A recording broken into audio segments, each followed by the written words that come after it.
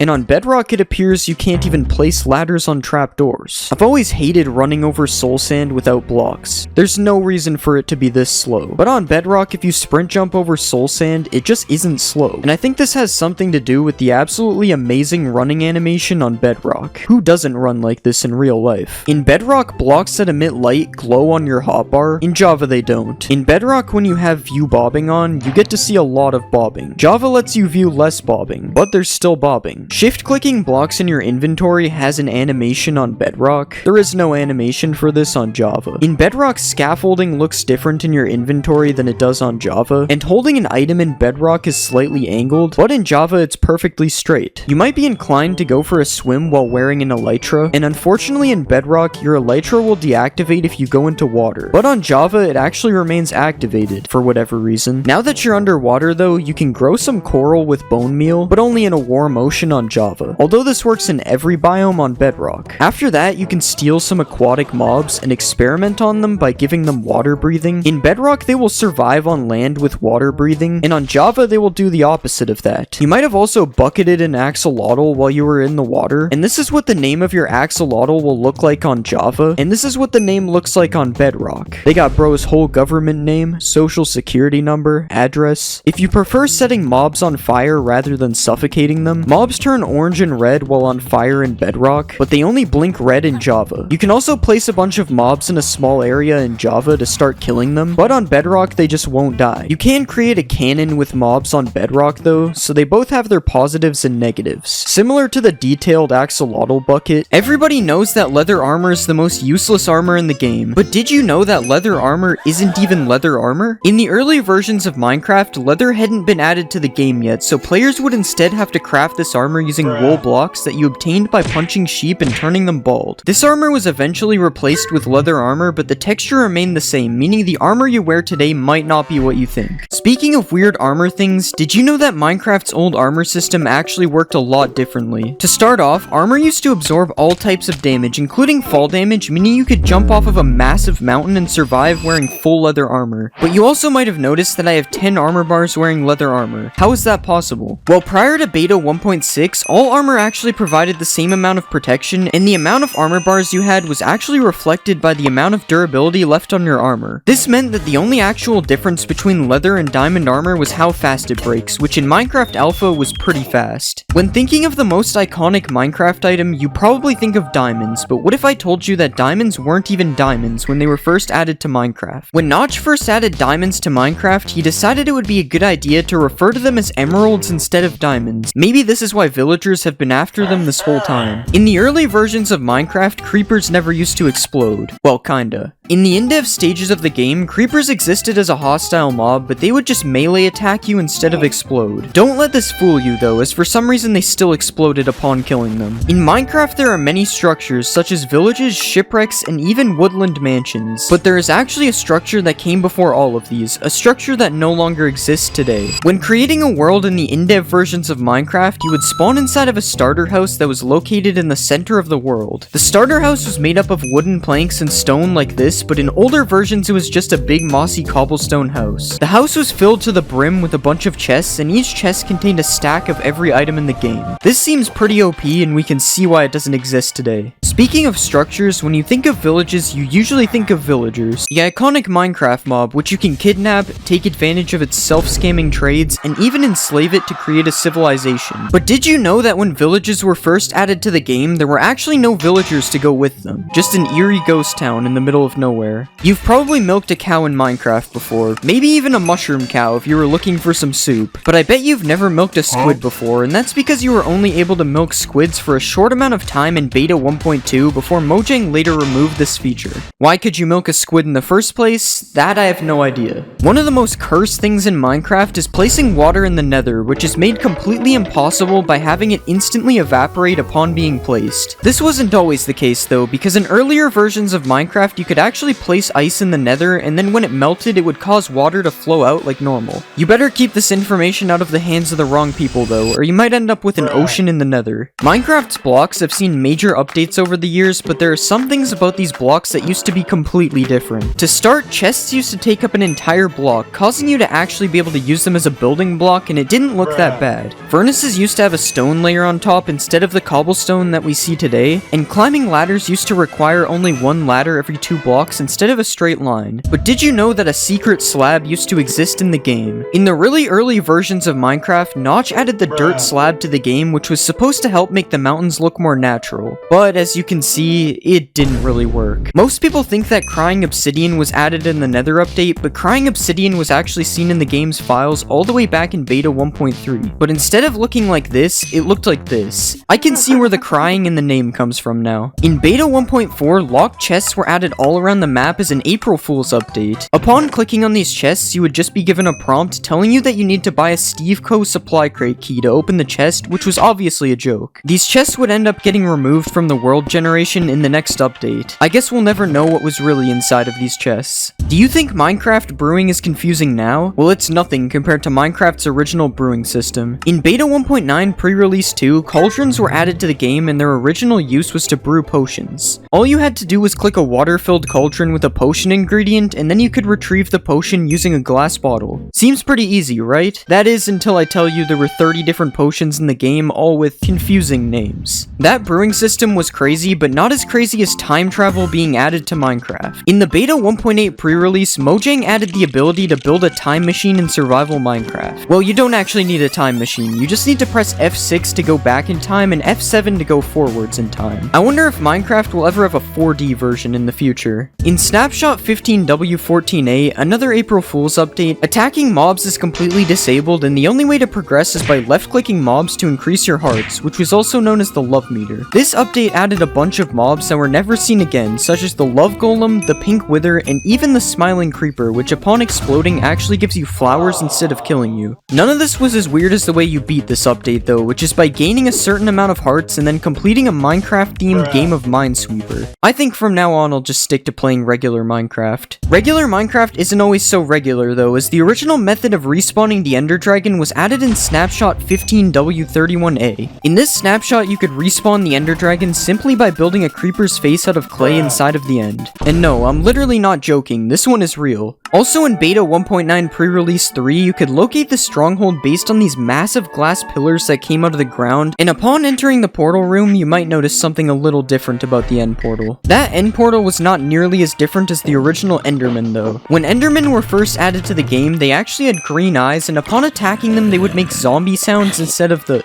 sound that they make today. To make things even worse, instead of mining for diamonds, originally you could just farm Endermen to make your diamond tools instead. This is completely overpowered as long as you don't run into the white Enderman. This is a fishing rod, and this is a fishing rod being used in PvP, but did you know that when Minecraft first added the fishing rod, it actually looked like this and was completely useless? The only thing that you could do with it was stack as many of them on top of each other as you wanted. Crazy to see how far this game has come. You know what everyone wants in their house? A 1-to-1 replica statue of themselves. And this could be a possibility in the future by adding the ability to give armor stands player skins. It would be a little bit weird having mannequins in your single single-player world, but I can definitely see this being used a lot in multiplayer. Minecraft 1.22 has been speculated to be the end update. Although this is not confirmed, if 1.22 does bring new updates to the end, one of the updates we would be seeing is a new ore. Radium ore has been under review by Mojang for a while now. It's an ore that would be found in the end that could be smelted to make radium ingots, which could then be turned into a radium block. Radium blocks emit light, and they would be radioactive, applying poison to anything near it. So building your house out of it probably isn't ideal. You know how the wandering trader has llamas? Not anymore. Well, imagine if this dog was this villager's pet. That's right, villagers could have pets in the future. The concept is, if you attack a villager, his pet will come defend him just like the golem does. Now, I think this is a really cool idea, as long as it doesn't get too crazy. Waves could be added to Minecraft. Now, this is one of the more possible changes to be added in the summer update, as it matches the whole ambient theme that Mojang is going for. I think waves would also make the water and vibrant visuals look way better than the current flat Lego design that we've seen so far. Obviously, the waves wouldn't be this crazy though, but it would be cool if they were. It's kind of fun to surf these in a boat. We could also see seals being added to the ocean in the future as well. The seal does have a ton of similarities to the dolphin though, so it would probably take a full ocean update to see seals added to the game, which could also bring the addition of crabs and lobsters to the game. These mobs would be the size of a silverfish, and they probably would attack you with claws if you go near them. You could get crab and lobster meat from killing crabs, and you could even catch them with crab traps as a new alternative to fishing. Another simple change related to the ocean is the ability to repair tridents. Right now you need another trident to repair your current trident in an anvil, when instead you could just be able to use prismarine shards to make repairing tridents a lot more affordable. Another simple change we could see is the ability to push chests with a piston. I didn't even know that this was impossible until seeing this suggestion, and if you play Bedrock, you wouldn't know this is impossible because it is possible on Bedrock. With Mojang adding a lot of features from Bedrock to Java, this could possibly be added to Java very soon. Another thing that could possibly be added is double jumping. A double jump enchantment could be added to boots that would probably work similar to how it does on servers. Now this would kind of make jump boost potions completely useless, as double jump would just be way better, but it's still a cool concept for a new enchantment, or possibly a new type of boots that are specifically made for double jumping. I say this because we could also be seeing a new type of boots called speedy boots, as Steve calls these things speedy boots in the Minecraft movie. So a new type of boots that gives you speed naturally could be added in the future, although these might just be soul speed boots that have been given a cool look just for the purpose of the movie. We could also see backpacks being added in 1.22. Similar to bundles, which were just recently added, backpacks could serve as an inventory inside of an inventory, or even add slots to your inventory when worn, although I would assume they would get a new item slot if this was the case, because wearing a backpack over a chestplate could be a bad idea. Another wearable item that could be coming to the game is mob heads. Okay, obviously mob heads are already in the game. I mean more mob heads than the ones we currently have. Like maybe a head for every single mob in the game. Having every mob head in the game would be super cool, as it would give people a new challenge to collect every head in the game. Wait, how did they get this? Colored stairs and slabs have been missing from the game for a while, and new terracotta and concrete slabs, stairs, and walls could fix this issue, or just adding every single color of wood could fix this too. I wonder which one Mojang will do first. Also, changing the color of the sky could be a feature coming to the game soon. You wouldn't be able to do this in survival, but a command to change the color of the sky could be very cool. And we could even have different sky colors for certain biomes, kinda like the fog in the nether, or even just biomes where it's always night or always daytime. I'm looking at one biome in specific. Dog beds could be added to Minecraft, which would serve as a way to have a more permanent pet in Minecraft. As similar to how beds work on players, dog beds would set a respawn point for your dog. This would stop your friends from killing your dog when you're not online, and instead they would have to be a little bit more creative. We could also see skeleton dogs, which are dogs that have been struck by lightning. A skeleton would no longer be afraid of this dog, as it is now a skeleton dog, and you could maybe even find skeletons walking around with their own skeleton dogs, kinda like how skeletons can ride skeleton horses. Also under review is a giant biome. No, not like this. This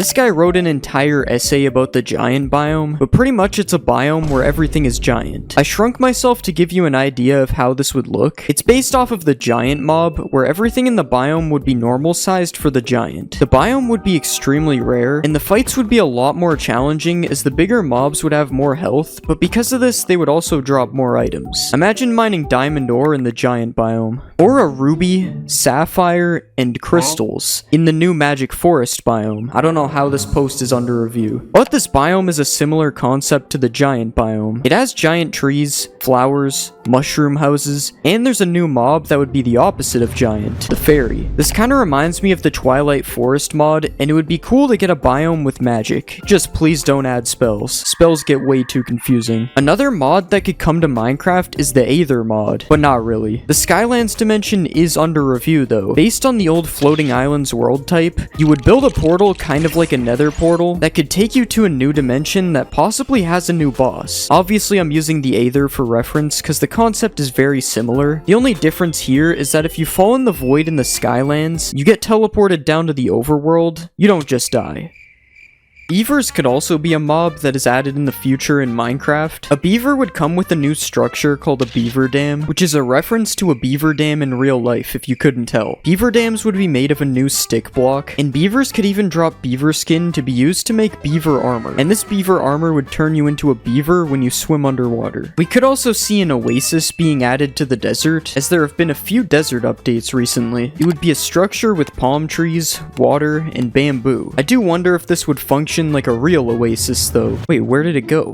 Alright, I'm gonna die of thirst now, GG. I wouldn't die of thirst if I had a grappling rope though. I wouldn't die of thirst at all in Minecraft actually. Wait, how? A grappling rope is a possible future item that can be used to go up things without using blocks. Beyond that, I don't see it being very useful as there are blocks in Minecraft which you can use to navigate terrain. But it's Minecraft, so you never know. Rice could also be a new plant coming to Minecraft, except you would have to plant rice in water instead of in the ground. You could then harvest rice and use it to make some new food. You could have just a bowl of rice, you could make sushi, you could even make fried rice in a furnace, or even a bag of rice, which could be a cool new block used to stop flowing water. Ignore that almost every other block in the game can already do that. A couple of insane things that I don't even know how they are under review is the red dragon that Notch planned to add years ago, which is still somehow under review to this day. The water dragon, as if the red dragon wasn't enough. I will say that the water dragon may have inspired the warden a little bit with the mention of the deep dark ocean. Hopefully it did, because this is way too many dragons. A giraffe, which isn't that crazy. I just say this because a Savannah update just happened and there was no giraffe added, so we probably won't be seeing a giraffe anytime soon. And finally the Kraken, which is an underwater boss that is basically a giant squid that can grab you and shoots ink at you. First off, Steve is calling these speedy boots. Yeah, speedy boots are not real, unless it's soul speed boots, but they still do not grow wings out the sides. This sword is clearly not a wooden sword. It's supposed to be because this wall has all the swords in order, but you can see a reflection, so this just can't be a regular wooden sword. Steve added some kind of polish on top of it. I don't think I have to explain that this isn't possible in Minecraft. And again, I'm talking about Java, not the Bedrock add-on. There's no nunchuckets in Minecraft. If the terrain seen in the trailer is supposed to be real terrain, generation like this is unfortunately not possible. There would be stone underneath some of the dirt. But I want to believe that Steve built the entire mountain, because Steve is just built like that. One thing he couldn't have built in vanilla Minecraft is windmills that can actually move. This would only be possible in the Create mod, or maybe even Steve's own custom mod. The possibility that Steve makes his own mods has not actually been explored. This is a super tall iron golem. It's way taller than a regular iron golem is. And in this scene, Steve is seen pouring lava on top of a chicken to make cooked chicken. This is accurate as long as you move the lava in time. But a KFC in a Minecraft village is not. I know that Steve built it. In this part of the trailer, Henry discovers mining blocks. And not only is the block too small, making it this small still does not explain how a player can carry so many blocks in their inventory at all. Like, that bag is not carrying this many blocks. Also in this scene, you can see that Henry got more than one log from the logs he broke, as he builds an entire, what I will call a house, out of just 2 logs. And in Minecraft, it is not possible to get more than 1 log from breaking a log. Skeletons shoot flaming arrows in the Minecraft Minecraft movie. Skeletons do not shoot flaming arrows unless they have a flame bow or if you give a wither skeleton a bow. So I guess all these skeletons got super lucky or they learned how to enchant. The MLG water bucket is seen in the movie as well, and while it's cool that they included this in the Minecraft movie, Steve must be playing Beta 1.9 pre-release 4 as he's able to place water on top of water. That's not even counting the massive spread this bucket just instantly placed. This baby piglin draws a picture and shows it to this big piglin. Baby piglins cannot draw pictures in Minecraft. When the piglin is killed, it also turns into a pork chop. You can't do that in Minecraft either. This piglin here is also not part of Minecraft Java Edition, but it's in Minecraft Legends, so it is technically still Minecraft.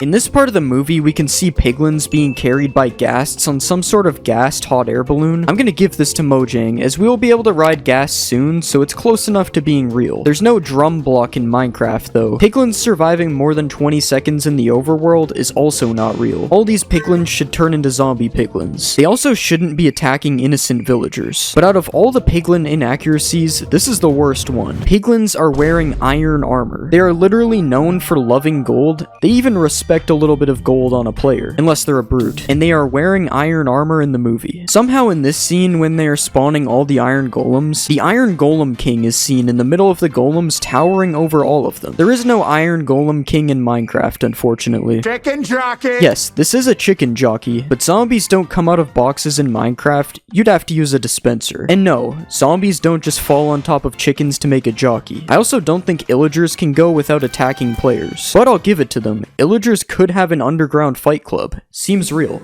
This terrain is not Minecraft terrain, but it is pretty cool. I wish Minecraft looked like this. In this scene, Jack Black is building a dirt house. The dirt house is a staple in Minecraft, and I'm going to actually say that this is accurate to Minecraft. Everyone has built a dirt house before, but this pink house, on the other hand, it's got completely messed up portions. Bro is building on a completely different grid than regular Minecraft. He also summoned the pink house out of thin air, so Steve is using cheats in the Minecraft movie because there's no way to do this without commands. Piston door. There's about a 50% chance that that's an actual line said by Jack Black in the movie. Anyways, a secret piston door is cool to feature in the movie, but making sure the pistons are facing the right way really isn't something that should be looked over. This is an illegal piston door. Another thing that Steve does here that is illegal is he uses a torch for light without placing it down. But I'm gonna give it to them again because you could argue that the movie is running a shader pack. The most realistic shader pack ever created. In the Minecraft movie, wolves howl at the moon while the moon is moving sideways. In Minecraft, the moon doesn't move sideways, and wolves don't howl at the moon. I honestly couldn't tell you what's happening in this scene. It looks like the piglins are trying to summon a portal to the real world. I'm going to say that this is not in Minecraft right now. Maybe the piglins will be able to make a portal through to the real world soon. In Minecraft, an enchantment table looks like this. In the Minecraft movie, this might be an enchantment table, or it's just a chest with red in it. You could argue that the potato launcher is in Minecraft because it's in the Bedrock add-on, but again, this video is about Java. Anyways, this crafting recipe is almost definitely not how you make a potato launcher. There's an eraser, paperclip, other stuff, all things that aren't in Minecraft. In this scene, Garrett gets smacked by a piglin, and I want to say that piglins can't hit you with their fist in Minecraft, but I honestly don't know if this is true. Will piglins still hit you if they don't have a weapon? I'm not finding out, so I don't know. These pandas and Steve are found emoting in this part of the trailer. Both pandas and Steve do not know these specific emotes. Pandas do know a couple emotes though, so this is like 50% accurate. We've seen a couple crafting scenes so far, and this one is fine. It's just a diamond sword. But this is not in Minecraft. At the beginning of this trailer, we see a baby panda pop up between these two adult pandas. This is actually accurate Minecraft breeding. We got the heart particles, the pandas are eating bamboo, and it's good that they made this scene Minecraft accurate, cause well yeah. In this scene, Steve, Garrett, and Henry are stuck at the edge of a cliff, and they have a ton of water underneath them, so I don't really see how they're stuck. But Steve saves the day with a couple of elytras, and right after this, we can actually see Steve does not have his own elytra, and instead he's sharing one with Garrett. As of right now, this is not possible in Minecraft, unless Steve is a mob, but I don't think he is. This creeper appears to be made out of grass, which could possibly be accurate as the original grass design does match the color of a creeper. But this next part where Garrett gets blown up by a creeper is not. I mean, bro is wearing no armor 2 inches away from the creeper. There is no way he survived this unless the world is on peaceful mode. Right here, we can see a half-broken elytra wing, which isn't a thing in Minecraft. I'd also like to say that pandas can't stack on top of each other like this, but I think it's cool for the movie. In this scene, Garrett is seen talking to a pink sheep, and this is obviously not possible in Minecraft. There's no sheep whispering in the game. Also, the flowers behind him don't really look like real Minecraft flowers, as well as the trees, but the trees look way better than these flowers. I mean, these flowers are not in the game. It's not possible to find a ruined portal that looks like this, but Jack Black saying flint and steel completely makes up for the portal being weird. Forgot to mention this earlier, ghasts also don't attack villagers, just like piglins. Piglins are not able to carry TNT or torches, and there is a broken fence block on the side here, which is not a thing in the game. I just want you to look at this massive nether portal. I'm not saying that this isn't possible in the game, because I don't know exactly how many blocks it is, but I just think it's super cool. Like, imagine if giant portals like this could actually spawn in the game. In this video, we are going to be looking at a bunch of different satisfying experiments that you can do in Minecraft. Starting with this single warden who really wants to kill me, but he can't, so he does this. Which is cool and all, but it isn't satisfying. So what will happen if I spawn 100 wardens and have them do the same thing? Oh my god, I'm pretty sure I went so high that it bounced me. And sure, that was satisfying, but not as satisfying as cutting down bamboo in this bamboo-only world, which I actually can't stop doing. And what's even more insane is watching this from above, just like covering the entire world in Skulk, which you can do with the help of a couple million Ravagers and a Skulk Catalyst. And now we wait as the entire world turns into Skulk. Wait, I wonder what would happen if I added even more of these. Okay, I think I broke it. There's a literal Ravager fountain coming from the sky. Oh my god. This is a chest full of random materials, which if placed a bunch of times like this, you can break all the chests and watch all the items fall out, which looks pretty nice. But the best part of this isn't the items falling, it's picking them up, which sounds super satisfying. I could literally do this for hours. Something else you can do is place a bunch of shulkers full of netherite above a lava pool, and then when you break them, this happens. And if you use a command block to place an infinite block like this, and then you use another command block to give yourself a 1 durability pickaxe every tick, you can infinitely break pickaxes, which makes this very satisfying sound. Uh-oh, I think I'm sick. I'm throwing up pickaxes. This is working quicksand in Minecraft, which can be made using this secret formula. First, you place some soul sand on the bottom, then you place some water above, and then you place some cobwebs on top of all that, and after that, you need to just place some sand on top that's ready to be dropped in. And now you can drop the sand and watch it all fall into place, which is pretty satisfying. After that, you have a working quicksand that you can't escape. But that's not the most satisfying part. If you remove the cobwebs like this, and then drop some more sand on the top, you can make this really cool bubbling effect, which looks like it doesn't even belong in the game. This effect can also be used in a square like this, which looks pretty nice, especially when all the sand and gravel breaks at the end. Or you can drop a line of sand and gravel like this, which kind of looks like a worm when it first drops. Another thing I found that looks pretty cool is this concrete powder turning to concrete like this, and I also tried it in a line, which looks pretty nice as well. This is a village that has a massive amount of dripstone above it, which is already kind of cool to look at, and I'm going to be dropping the dripstone on the village using this machine here. Oh my god, I think my PC is going to explode. Hopefully it looks good on replay, because I literally can't see anything. Okay, somehow we actually had a couple of survivors this time, but I'm going to add a layer of anvils, sand, and gravel to drop on the village as well. And now let's spawn Timothy. Hopefully he survives. Okay, first let's drop the anvils. That was much less laggy. Now let's add some sand. It's looking like Bikini Bottom down there. And finally the gravel. Okay, there's no way Timothy survived all that. Oh wait, he's actually right here. Honestly, doing that had me feeling like I was 9 years old again, so let's try some things we all did as kids in Minecraft. First, I'm going to be burning down a forest. Okay, this is taking forever. I guess I have to do it the old-fashioned way. Now that's some good forest burning. What about blowing up a ton of TNT? I think this was a mistake. If you make a box like this, and then place a repeating command block to spawn zombies, you can make an infinitely dying zombie. That's not what I meant to do. What you can actually do is spawn a bunch of zombies inside of the box, and then you can kill them all with a sweeping edge 100 sword, and it's honestly pretty satisfying. I wonder what happens if we make the box even bigger. Okay, that was so much better. Another satisfying way to kill a bunch of mobs is with a piercing crossbow. But this crossbow isn't gonna cut it. It only killed 4 of them. We need a max piercing crossbow. Alright, and let's kill the villagers in 3, 2, 1... Okay, it didn't reach the end, but we'll just pretend it did. What happens if you break these plants that go up to sky limit? It's literally raining twisted vines. Now let's do the cactus. Okay, that one actually looked kind of nice. What about the sugar cane? Whatever this thing is. And finally, bamboo. Bamboo definitely has my favorite sound out of these. But something that might sound better is a massive dripstone hitting the ground. Okay, let's just use this genius redstone timer to make sure we don't miss the sound. And now we fall all the way to the bottom.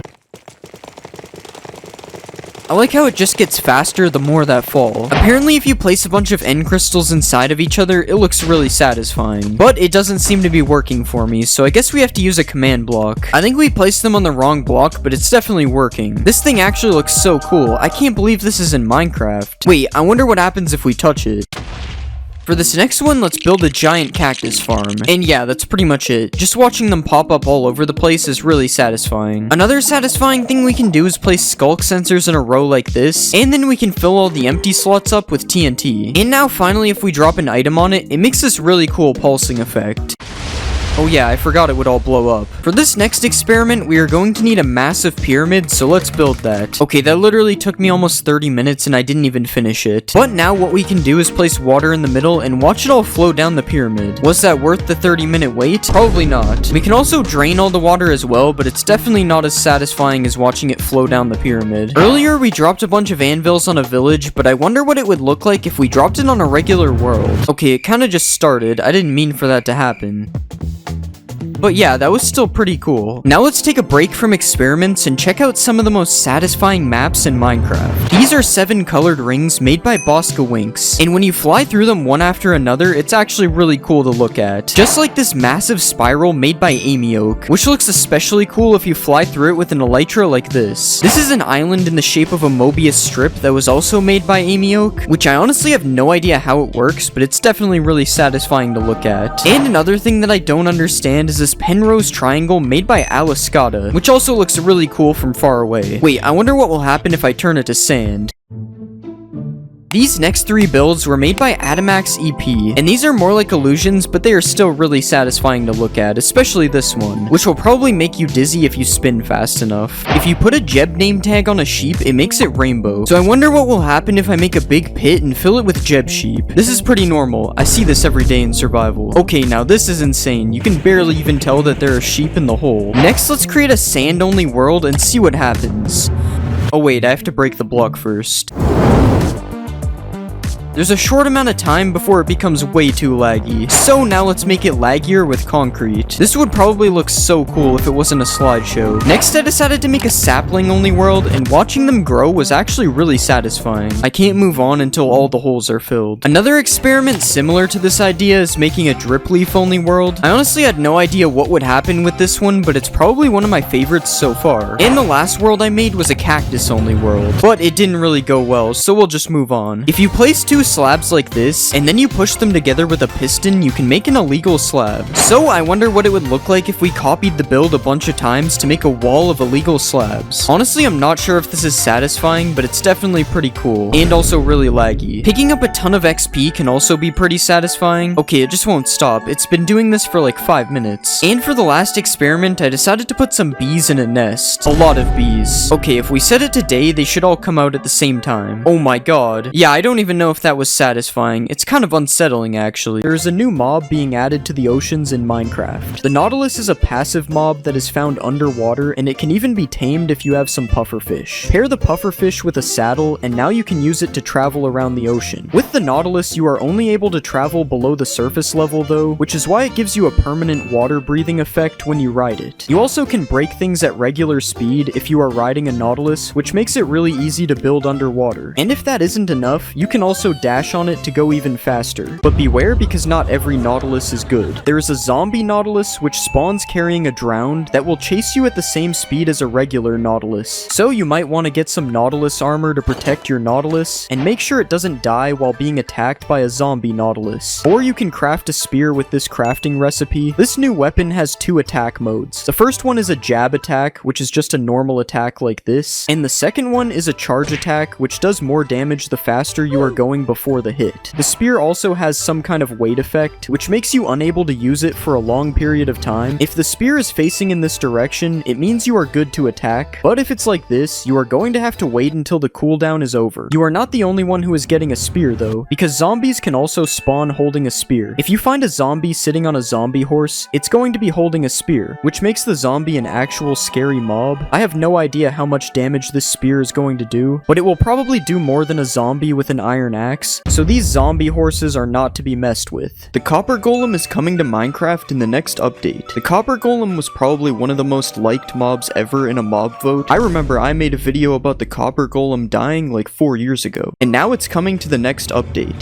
Crafted by placing a carved pumpkin on top of one block of copper, the Copper Golem is kind of an automatic item sorter. It takes items from copper chests, which is a new block getting added to the game, and moves them to either empty chests or chests with the same type of item. You get a copper chest immediately after spawning a Copper Golem, or you can craft a copper chest using this recipe. Copper Golems can be spawned with each oxidation state, but I am unsure if they oxidize over time. Maybe you're gonna have to wax your Copper Golem in order to keep it from growing old and getting dementia. But that's all I know about the Copper Golem right now, because I'm not going into Bedrock. But that's not the only copper things that are coming to the next update, because copper armor and tools are going to be added as well. Copper tools are between the strength of stone and iron, and they are being added to the game because it's easier to find copper than iron, so it will be helpful in the early player journey. That's what Mojang said. Honestly, this looks kind of like a modded item right now. I can't really see it being added to the game, but now we are one step closer to emerald armor being added. It would be cool if the armor had some kind of extra functionality, like turning you into a human lightning rod and making you get struck by lightning all the time. That would be pretty useful. There are new Copper Golem statues being added to Minecraft. Alongside the release of the Copper Golem itself, you can now get a statue of one as well. A Copper Golem statue is obtained by waiting for a Copper Golem to completely oxidize. And after that, your Copper Golem will know how to breakdance. You can respawn a Copper Golem from a statue as well by right-clicking it with an axe a few times. And that's basically it for new Copper Golem lore. But for new copper lore though, there is now copper nuggets in the game. And no, these are not the type of nuggets you can eat, even though it looks like it. They just work like iron and gold nuggets. You can also get oxidized lightning rods now, and there is now copper horse armor, which actually looks kind of nice with the green seat. Definitely the best looking horse armor. If you ever wanted new dye textures in Minecraft, you probably work for Mojang, because I think they're the only ones who wanted this. But there are new dye textures in the game now. As you can see, they kind of look like they are on plates. Man, I love a good plate of purple. Another major update coming to the game is shelves. A shelf is currently crafted using this recipe, although Mojang usually changes crafting recipes at least once before the actual update, so this might be wrong in the future. And you can put items on a shelf by right-clicking like this, and you can take them back out by right-clicking on the slot that the item is in. Finally, Mojang added slot machines to Minecraft. There's been a couple changes to the F3 menu in Minecraft Java. I don't remember what it used to look like, but I know that this is different. And there is also a new loading screen as well. People say it feels faster, but I don't really notice the difference. I guess my PC is just too good. There are also a couple new settings coming to the game. There's this sprint window setting for people who still use double tap to sprint. It's not 2012, so I will not be changing this. There's also these attack, destroy, and use item place block settings, where you can now set breaking and placing blocks to toggle instead of hold. This is honestly pretty weird, but maybe it's useful to somebody. There's also these high contrast block outlines. You can probably tell what it is just by looking. And there's rotate with minecarts, which I think is new. Maybe it's not, but I've never seen it, so I'm including it anyways. Even more copper blocks are being added to the game. This is what the list looks like now in the game. This is actually insane. Let's start off with the copper bars. These are crafted the same way you would craft iron bars, but with copper. And as you can see, there are 4 different stages of copper bars. They also do connect with iron bars. I just had to make sure because sometimes blocks don't connect. The next update we'll look at is copper chains. Again, this recipe is the exact same as regular chains, just with copper instead of iron. And as you can see, here we can make a colorful chain. That's about it. Copper torches are now a thing in the game. Instead of burning orange like a regular torch, a copper torch burns green. Is this realistic? I don't know. I've never seen a copper torch before. It's crafted using this recipe, and you can even use it to make a copper lantern if you really want to, which is Well, you guessed it. A lantern made out of copper. And just like every other copper block, there is 4 variants. But I think the last one is by far the best looking one. The oxidation blends in perfectly with the light. It seems that Mojang is just making a copper version of everything that is iron. But what I really think needs to come in the next snapshot is green fire on top of copper blocks. With the copper torch being green, I think this would be very cool, just like soul fire on top of soul sand. Okay, real quick, this isn't really a fact, but Mojang made changes to how toggle sprint and sneak work in this snapshot, and it is terrible. Every time I leave my inventory, I have to press sprint again, and now it makes you stop crouching when you open your inventory with toggle sneak. Mojang is claiming these things were a bug, even though this is how the game has worked since 2019, so if you hate this change, make sure to protest it or something, because we know that Mojang actually does listen, and will probably change it back if enough people hate it. Minecraft Snapshot 25W33A is here, and in this snapshot, it is now possible to decorate your copper golem, but only if you are an iron golem. Iron golems are now able to plant a flower on top of a nearby copper golem. It's just like when an iron golem gives a villager a flower, except the flower actually becomes a part of the copper golem. You can remove the flower from the golem using shears, and it gets dropped if a copper golem turns into a statue, but they really should make it stay on top of the golem when it's a statue, and give the option to plant a flower on top of a golem yourself, because if an iron golem can do it, why can't I? There are now chat drafts in Minecraft. If you are typing out a really long message, and then your chat gets randomly closed, you can open it up again, and the message will still be there. It's a good thing that stayed. Wouldn't want to type that whole message out again. The end has different lighting now. You may not notice it right away, but did you see that? The colors of everything just changed. There is supposed to be flashes of light in the sky to go along with this, but I can't see them. Okay, you actually just have to leave the main island to see the flashes in the sky. So this is what it's supposed to look like. It's a feature for vibrant visuals, and will probably look a lot better once that gets added to Java. But right now, the end stone just turns purple, I guess. If you're a fan of Steve's Lava Chicken, you'll be happy to know there is a new Lava Chicken music disc in the game. You get it from killing a chicken jockey, and this new disc plays a MIDI version of the song by Jack Black. There is also a brand new 3x3 painting coming to this update as well. It's a picture of Dennis from the Minecraft movie. So I guess this makes 1.21.7 the Minecraft movie update. There is a new title screen. This happens every time there is an update. There is dripstone that shouldn't be there though. How did it get here? There's a secret dried ghast as well. What is a dried ghast? That's my best attempt at yelling. A dried ghast is a secret block found near the ancient remnants of happy ghasts, which got lost in the nether. It is very rare as these remnants aren't seen very frequently. And you can also just craft it. With this recipe, put it down, add some water, and in about 20 minutes, you have a bunch of foam dinosaurs. You actually just have a ghastling, which is cool, because the ghastling can grow up if you feed it snowballs into a full-on happy ghast. Give the happy ghast a harness. This is how you craft a harness. And then you can fly the happy ghast all the way to the moon. I'm sure you've seen the happy ghast a million times, but I bet you didn't know that they added this fog, which really just bothers me. Like, it's kind of annoying to look at.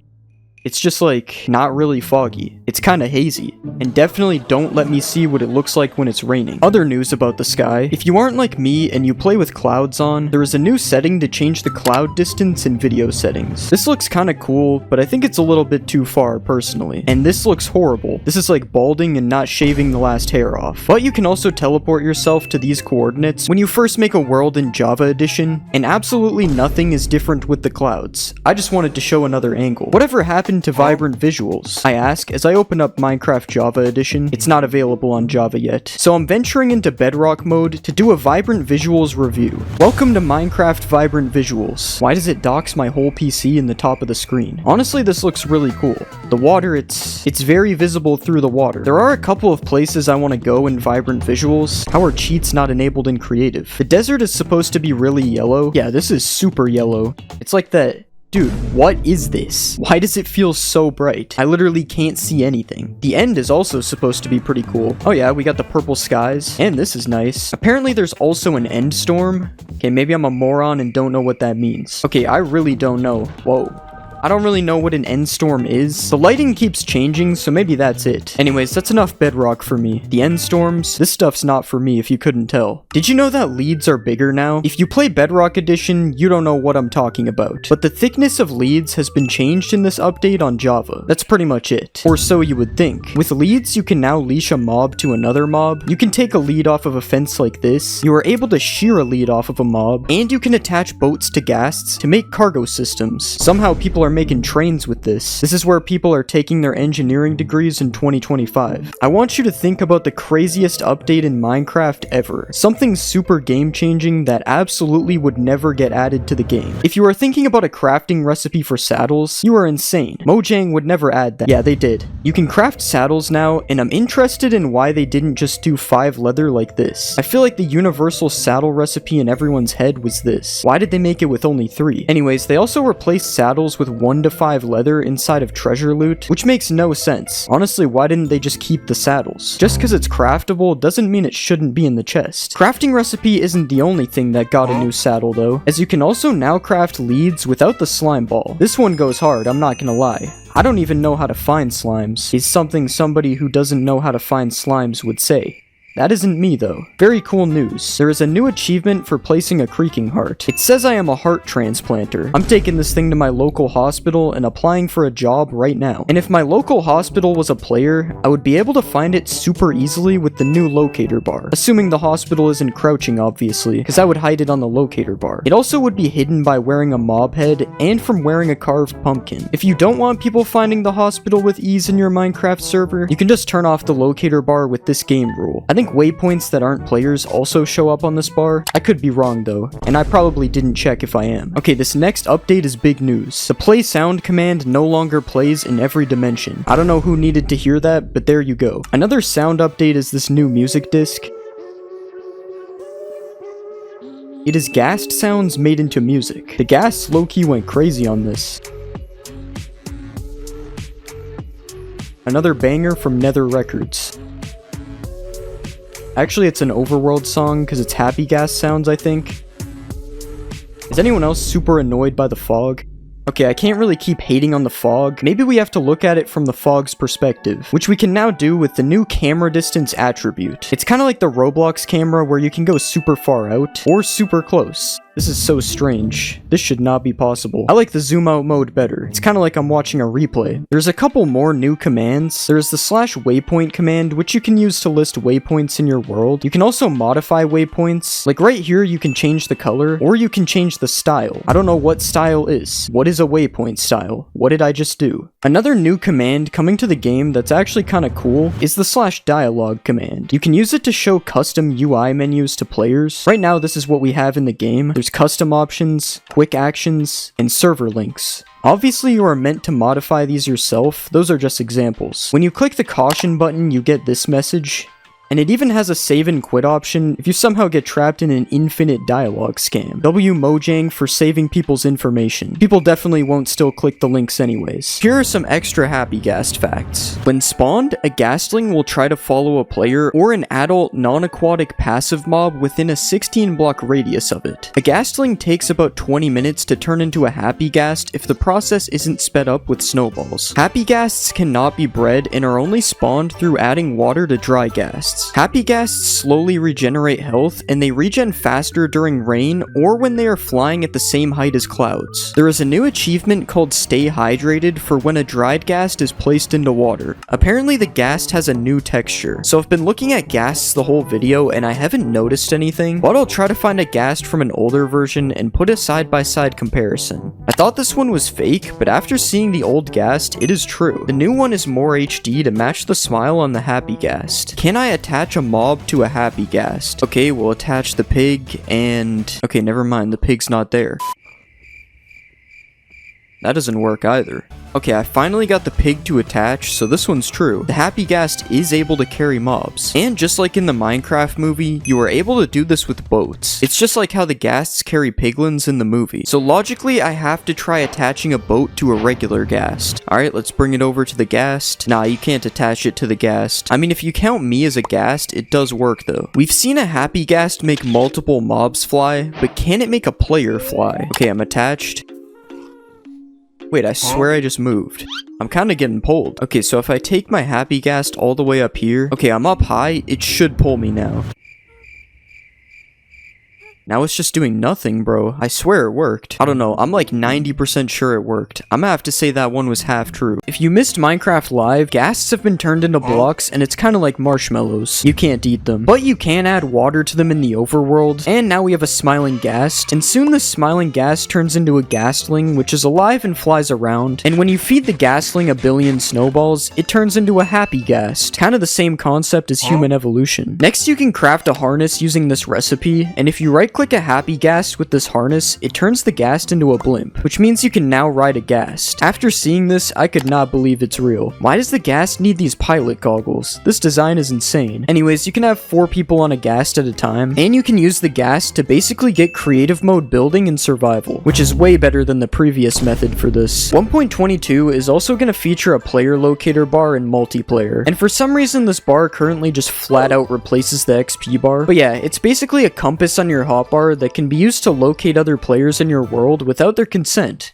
And if you see one of these in your single player world, do not interact with it. Next up, you will not believe it, but Minecraft is finally adding shaders to the game. Vibrant Visuals is essentially a shader pack in vanilla Minecraft, which is really cool though, because it's a shader pack in vanilla Minecraft. They finally added shaders to the game. This is Minecraft 2. A couple interesting things are these pixelated shadows, which is different to most shader packs that just have blurred edges on the shadows, and also this water, which I'm not gonna lie, kinda looks like Lego, so I don't know if I'm a fan of that. At the bottom of this, it says captured on a high-end PC. So rest in peace to anybody who's playing on an old laptop, or a tea kettle, or the Las Vegas Sphere. You're probably not going to be able to run this feature. The first feature that is actually playable right now in the newest version of Minecraft is fallen trees. Now you can find trees that have fallen down. Apparently this was already a thing in Bedrock, but this raises the question of how did the trees fall? Because when I break part of this tree, gravity does not exist. So who is making these trees fall? I imagine you've probably noticed that there's human feces all over the ground as well. This is leaf litter. Not only are the trees falling, we got falling leaves now too. These leaves immediately change color upon touching the ground. Unless you're in a pale garden, then the leaves are lore accurate. If you're really out of it like me and you missed this update, the pale garden is like the roofed forest, but it's pale. And there's a dude that spawns in it at night. This is the bro. I don't know what he does. Why am I Steve? Who made me Steve? Anyways, what's changed with him in this update is that now if you put a name tag on him, he will survive throughout the day. So you can keep him now, as a pet. As you can see, there's no such thing as pig racism. The pigs got different variants now. Mojang must have finally listened to me and added these to the game. We got cold pigs and we got warm pigs. The cold pig is rocking a pig fur coat, as you can see. Pretty tough. Then we got the warm pig with a stripe on his back. Butt naked. Quick intermission. I'm not a conspiracy theorist, but I swear the lighting looks different. Does anyone else think it looks different? Like, this is different, right? We got cow variants being added as well. It's pretty much the same concept as the pigs. The warm cow is like one of those bulls because it's got horns. Nah. And this is the cold cow, same kind of thing, but with a fur coat again. And finally, you know Mojang had to add chicken variants too. I'm not gonna lie, the cold chicken be looking crazy. This dude got more hair than me. And instead of regular eggs, cold chickens now lay blue eggs, which I don't think they do anything different. It's just a way to get cold chickens in different biomes, I guess. And just like the other mobs, there's a warm chicken as well. It's yellow. Actually, it's kind of golden. No, it doesn't drop gold when you kill it. But you can get a brown egg from the golden chicken, and it's a similar concept to the blue egg. It's just used to spawn warm chickens instead. Now Mojang is so close to adding ducks. Just add ducks, please. I have a couple things written down here from a month ago that have to do with sheep. New sheep, they're now upside down. Don't know what that means. I don't think it means anything. Sheep wool color changes based on the biome they are spawned in. So yeah, sheep are now color coded. I don't exactly know how this works, but it's on screen. As you can see, I was confused a month ago too. Sheep in deserts? Who the Fortnite spawn in sheep in deserts? But the most important change here is that the sheep's face now has wool on it. That's not what that's supposed to say. It's supposed to say that the sheep's face is now colored based on the color of the sheep's wool. You can also shear a sheep now, and the little wool spots left underneath are colored as well. well. That's all we have about sheep for now. The sheep man is in the next update. But now I'm going to share something interesting that I just found out myself. This might not even be a new feature. I don't know. But fish come in different sizes now. If you spawn a bunch of salmon, sometimes you get a big one and sometimes you get a small one. But if you kill them, you get the exact same amount of salmon no matter what size it is. This also works on cod. No, it doesn't. This also works on squids. There's baby squids now, which is awesome because, I mean, it's pretty cool. Not much to say about that. Did that squid just turn into a baby when I punched it? I don't even know, man. There isn't really much to say about a lot of these updates, like the lodestone now being made with an iron ingot instead of netherite, and it can be found in ruined portals. It was already found in bridge bastions though, so like who was even crafting it anyways? And I just said something about one of the updates, so I guess I was wrong. Beacon beams are wider now when you are far away. You can find bundles in villages. I didn't even know the bundle got added to the game. It was like a mythical feature that I thought would never be obtainable in survival. And camels can now spawn naturally in the desert. All those things are random and have nothing to do with each other. But other than camels, the desert actually has gotten quite a few updates. To start off, we can get flowers from a cactus now. It's called the cactus flower, and it can be used to make pink dye, or it can just be used as a decoration, like the new dry grass that is found all over the desert as well. Similar to leaf litter, I think this is just an ambient block. I don't think anything can be done with it. It's kind of like the dead bush, except this one doesn't drop sticks. It does come in different sizes though. I also have written down that there are scary sounds in the desert now. I think it's just this sound,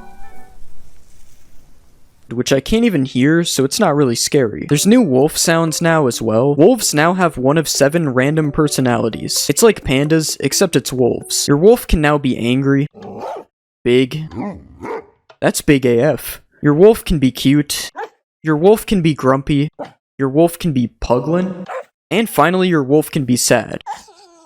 There's also still the regular old sounds as well. Big news for cows. Now they have an extruded nose instead of a flat nose. Same thing for mushrooms. Super big news. And you're also able to spawn them from these brand new cow-themed spawn eggs. Along with those eggs, every single spawn egg has been changed to match the mobs that they spawn. Some of my favorites here is the tadpole. That is not a tadpole. The villager. Kind of looks like Easter Island. And the hoglin. I mean, this isn't even an egg anymore. It's just a hoglin. There's also some new test blocks that are added in this update. We got the happy and sad test blocks. These look like a lot of people's skins. We got this one. It's got like a crosshair on it. This one, which has some kind of structure test inside of it. And this chat bubble one that does the same thing as all the other ones, except for the structure one. And what they do is, I really like that they can, it's super cool that they, another new block is the wildflowers, which are like the pink petals from 1.21. Except instead of being found in cherry biomes, these can be found on the ground in birch forests. They work exactly the same as pink petals. You can place 4 of them in one block like this. And you can also find firefly bushes now, which is a type of bush that houses fireflies inside of it, which are not currently a mob in the game. They're just pixels that are found hovering around these bushes. Supposedly you can also hear a buzzing sound when you go near a firefly bush. I am not hearing a buzzing sound though,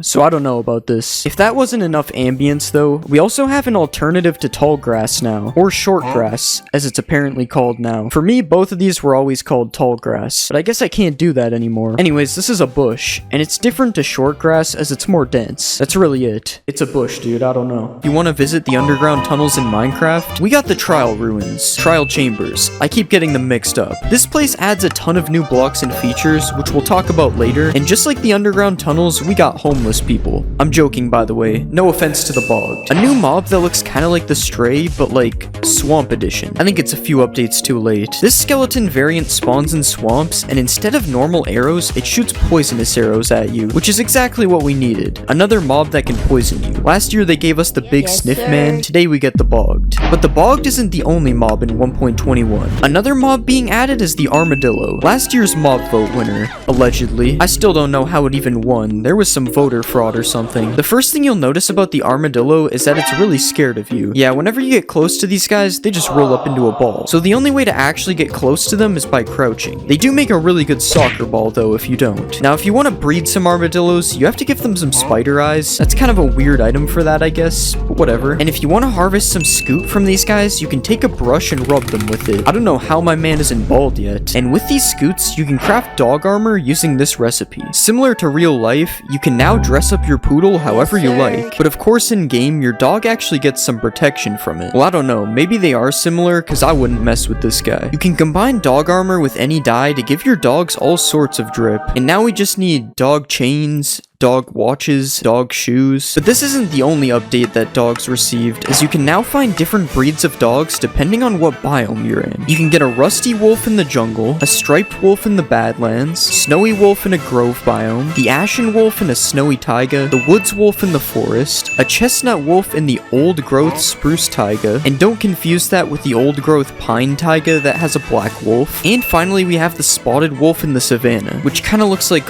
all of the wolves mixed together. Kinda like how the new mob, the Breeze, looks like the Blaze. Because I think they're related or something. I don't know. They both drop rods when you kill them. But do you want to see something really stupid? Why aren't they both the same model in your hands? Anyways, the Breeze attacks you with some wind stuff, kinda like the Big Bad Wolf. And they are found in the trial chambers, you know, the structure from before. And if you put the Breeze Rod into a crafting slot, you can get these wind charges, which allow you to do these really cool rocket jumps. Yay.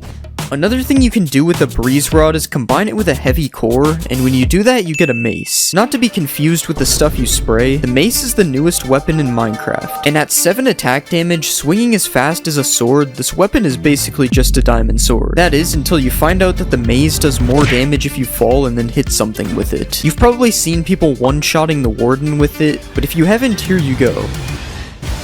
Yeah, basically this thing is kind of insane, but it doesn't stop there, because you can also enchant your mace to make it even more powerful. The enchants are Reach, which has something to do with armor, I honestly don't even know what it does. Windburst, which gives the effect of a wind charge every time you hit something, which is actually pretty funny when you realize that you can fly with it. And finally we have Density, which makes the mace do even more damage when you're falling. Now I can just jump off the diving board to drop the warden, I don't even have to go up that far. But as I said before, the mace is made using a heavy core, and you've probably never heard of this retextured head block that unfortunately you can't actually wear on your head. And that is because the heavy core is found in the new trial vaults in the trial chambers. These vaults work pretty simply. First, you need to complete a trial by walking up to one of the trial spawners and getting it to spawn some mobs. The spawner will spawn a few waves of mobs before finally gifting you an item which has a chance of being this trial key. Once we have the trial key, we gotta find one of these things, which is the trial vault, and then you right click it with the trial key to do even more gambling until we eventually get a heavy core. Guys, we're gonna get the heavy core eventually, never give up. Something else you can get from these is the brand new Bad Omen potion. Not exactly what I was expecting to get out of the vending machine, but basically how this potion works is it replaces the Bad Omen that you used to get from killing a pillager with a flag. Now you actually have to consent to getting Bad Omen first by drinking the potion. Once you drink the Omen potion, you can start a raid like usual, or you can visit the trial chambers and start an ominous trial. From what I can tell, the ominous trial is a little bit more difficult than the regular trial. And when you complete an ominous trial, there is a chance of getting an ominous trial key, which can just open the ominous vaults, which look like the other vaults, but just more scary. Drinking a potion with eyes is definitely a little weird, but fortunately there's a few potions being added that are a little bit less weird. The first potion is a wind charge potion, which you would think is made with a wind charge because of the name, but no, you gotta use the whole Breeze Rod to make a batch of these potions. And when a player or mob is affected with wind charging, it will just give off one of these wind charge effects when it dies. Similarly, the weaving potion, which is made with a cobweb, causes an entity to drop a few cobwebs when it dies. The oozing potion is brewed using an entire slime block, but if used properly, you can actually spend slime balls to make slime balls, as entities will spawn slimes after they die if they are affected with oozing. Unfortunately, this potion effect doesn't work with slimes though, so we can't get an infinite slime glitch going. The last potion is brewed with a stone block, which makes no sense how that's even doing anything. I mean, how are they brewing a whole stone block? And this potion is the infested potion. This potion should actually be renamed to the annoying potion, as it gives a 5% chance of spawning a silverfish when taking damage, which obviously doesn't sound that bad until you get hit with the infested potion yourself. I guess now I'm the silverfish man. Speaking of new stuff in 1.21, there's a few new things that you can only get from trial chambers. To start, we have the new armor trims. This is the bolt armor trim, and this is the Flow armor trim. It's based on the Wind guy, I guess, but it actually looks pretty cool, unlike some other trims. There's the Flow, Guster, and Scrape pottery shards, which can be found on pots around the trial chambers as well. And finally, the Vault can give you a Flow or Guster banner pattern if you're interested in those. Going back to the trial chambers, there are actually a lot of new blocks being added which are used in the making of this structure. Starting off, we have the most obvious one, which is these tuff bricks that are basically all over this structure. Tuff bricks are crafted by using 4 tuff to make polished tuff, which then can be used to create tuff bricks with the same recipe. There are also these chiseled tuff bricks found in the structure, which seem to give it a little more detail, and there is just regular chiseled tuff that is mixed in with the other new blocks as well. Each one of these tuff variants, including regular tuff, also comes with new stairs, slabs, and walls. And overall, I think it's really cool that they actually made the tuff block have a use, as it was just some random block that you find at Deep Slate level before. But tuff isn't the only block that got a bunch of new variants, as there will be a lot of new copper-based blocks in 1.21 as well. Starting with this block that is seen all over the new trial chambers structure, which is called the Copper Grate. The Copper Grate is unlike any other Minecraft block we've seen before, as it's sort of like a full block fence. Another unique copper block that is being added is the Copper Bulb, which sort of works like a redstone lamp, but it's a little more advanced, as it emits different light levels based on how oxidized the copper is. The Copper Bulb requires redstone to activate it if it isn't naturally spawning, and if it starts becoming oxidized, you can right-click it with an axe to unoxidize it, which I'm pretty sure isn't a new feature, but I never knew it existed, so I'm putting it in here. There is also a new block called Chiseled Copper, which features this X pattern on it that looks super cool, and there are copper doors and trapdoors being added as well, which are the second type of metal doors to be in the game. The difference between iron doors and copper doors, though, is that you don't need redstone to open them. You can just right-click them like any other wooden door instead. There also seems to be a handle-looking thing that kind of looks like a key slot, and I think it would be cool if they made it so you can lock these doors with the new trial keys. If you play Minecraft, you probably know what a crafting table is, and if you don't, then I don't really know what you've been doing. But now you won't even have to use crafting tables anymore, because there is a new auto crafter coming in Minecraft 1.21. You need these items to craft the auto crafter, and once you've crafted this thing, you can right-click it and place items inside it similar to a regular crafting table. The only difference is that you also have to use redstone in order to complete the craft. You can't just take it out like a crafting table. The crafter only crafts one item at a time, meaning you have to spam it to get your items out, but this shouldn't be a problem if you're using it in some kind of redstone machine and not just pressing a button like this. Unfortunately, this is the only redstone I know how to do, so I won't be using the crafter. Another thing you can do is toggle the slots on and off, making it possible to automate recipes that don't take up the entire crafting area, and obviously you can use hoppers and droppers to fill this thing, because if you couldn't, it would kind of be useless.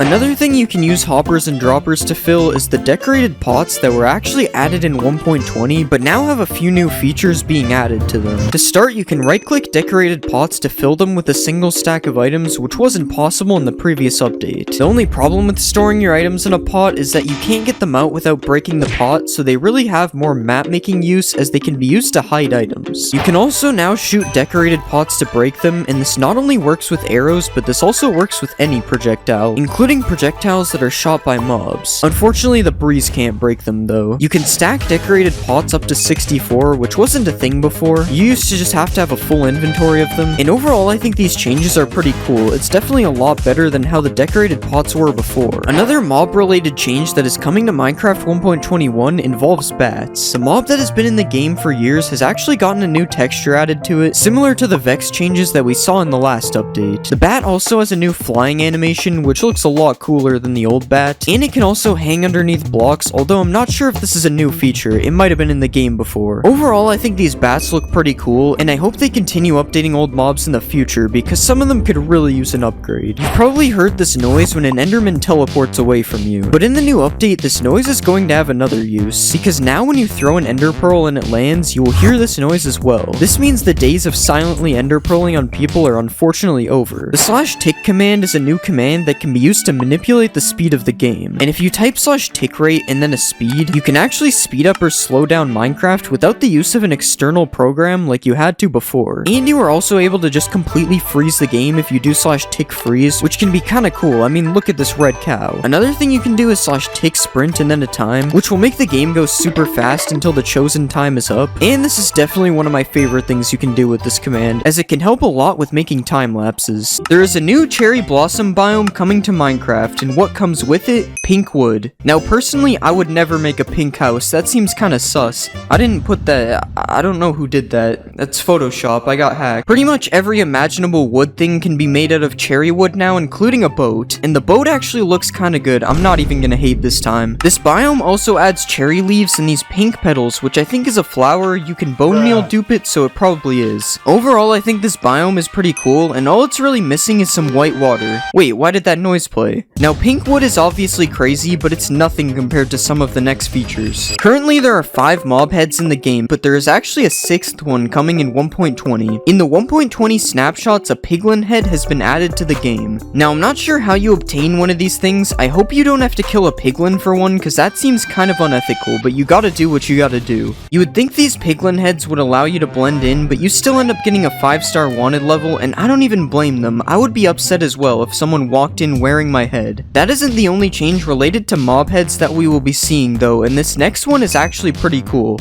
If you are familiar with how note blocks work, then you are not like me, but basically different blocks underneath equals different sounds. That's the simple way to put it. But now you can actually put a mob head on top of a note block and it will make a sound that the mob would make, like this. Every head obtainable in survival is able to do this, and there's even a player head sound.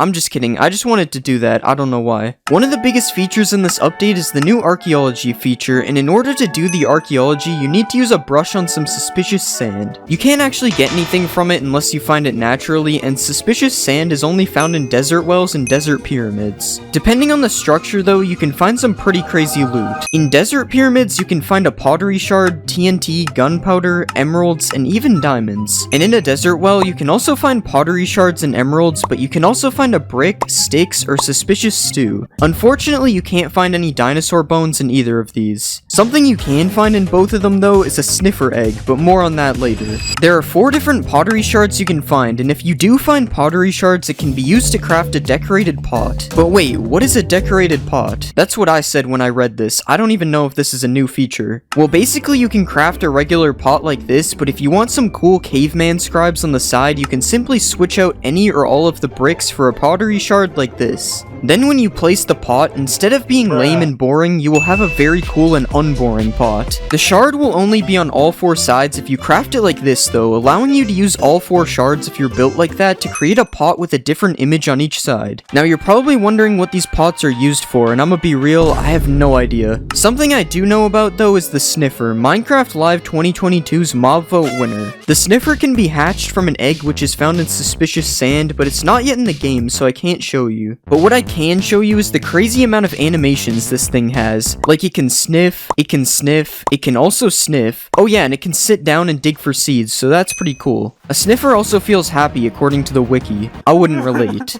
These things can do a lot of things. That's a sentence said by somebody who doesn't know what they're talking about. The sniffer is a passive mob, and all it does right now is sniff and dig for ancient seeds out of the ground, but you are also able to ride a sniffer like this. Okay, that's not real, I baited you. This is actually a new feature though, it's the /ride command. It allows you to ride any mob, which is pretty cool. One of the seeds the sniffer can find is torchflower seeds, which are also used to breed sniffers to create a snifflet. That's what they're called. Torchflower seeds grow into a torchflower, which are just decorative as far as I can tell, and they're probably one of the coolest looking flowers in the game so far, but they're not even close to the coolest update in this video. There is another new mob coming to Minecraft 1.20, and no, it's not the warden shark. I don't know why it would be. It's actually the camel, a brand new mob based on the real life camel. The camel is a passive mob which can be found in desert villages, only the villages, not the whole desert. Camels can be ridden with a saddle, but the most interesting part of this is that 2 players can actually ride a camel at the same time. A camel is also tall enough to protect you from all the hostile mobs in your world, is what the wiki says as I die on my camel. To be fair, I was standing still, it actually does a pretty good job of blocking damage. Camels can actually sit, which is kinda crazy, but they are also bred using cactuses, which is kinda interesting. Like, why does a cactus hurt me, but I can just hold it in my hand? Camels have a built-in chest which works just like a chest does on a horse, and it also has a built-in dash ability, which is kinda crazy.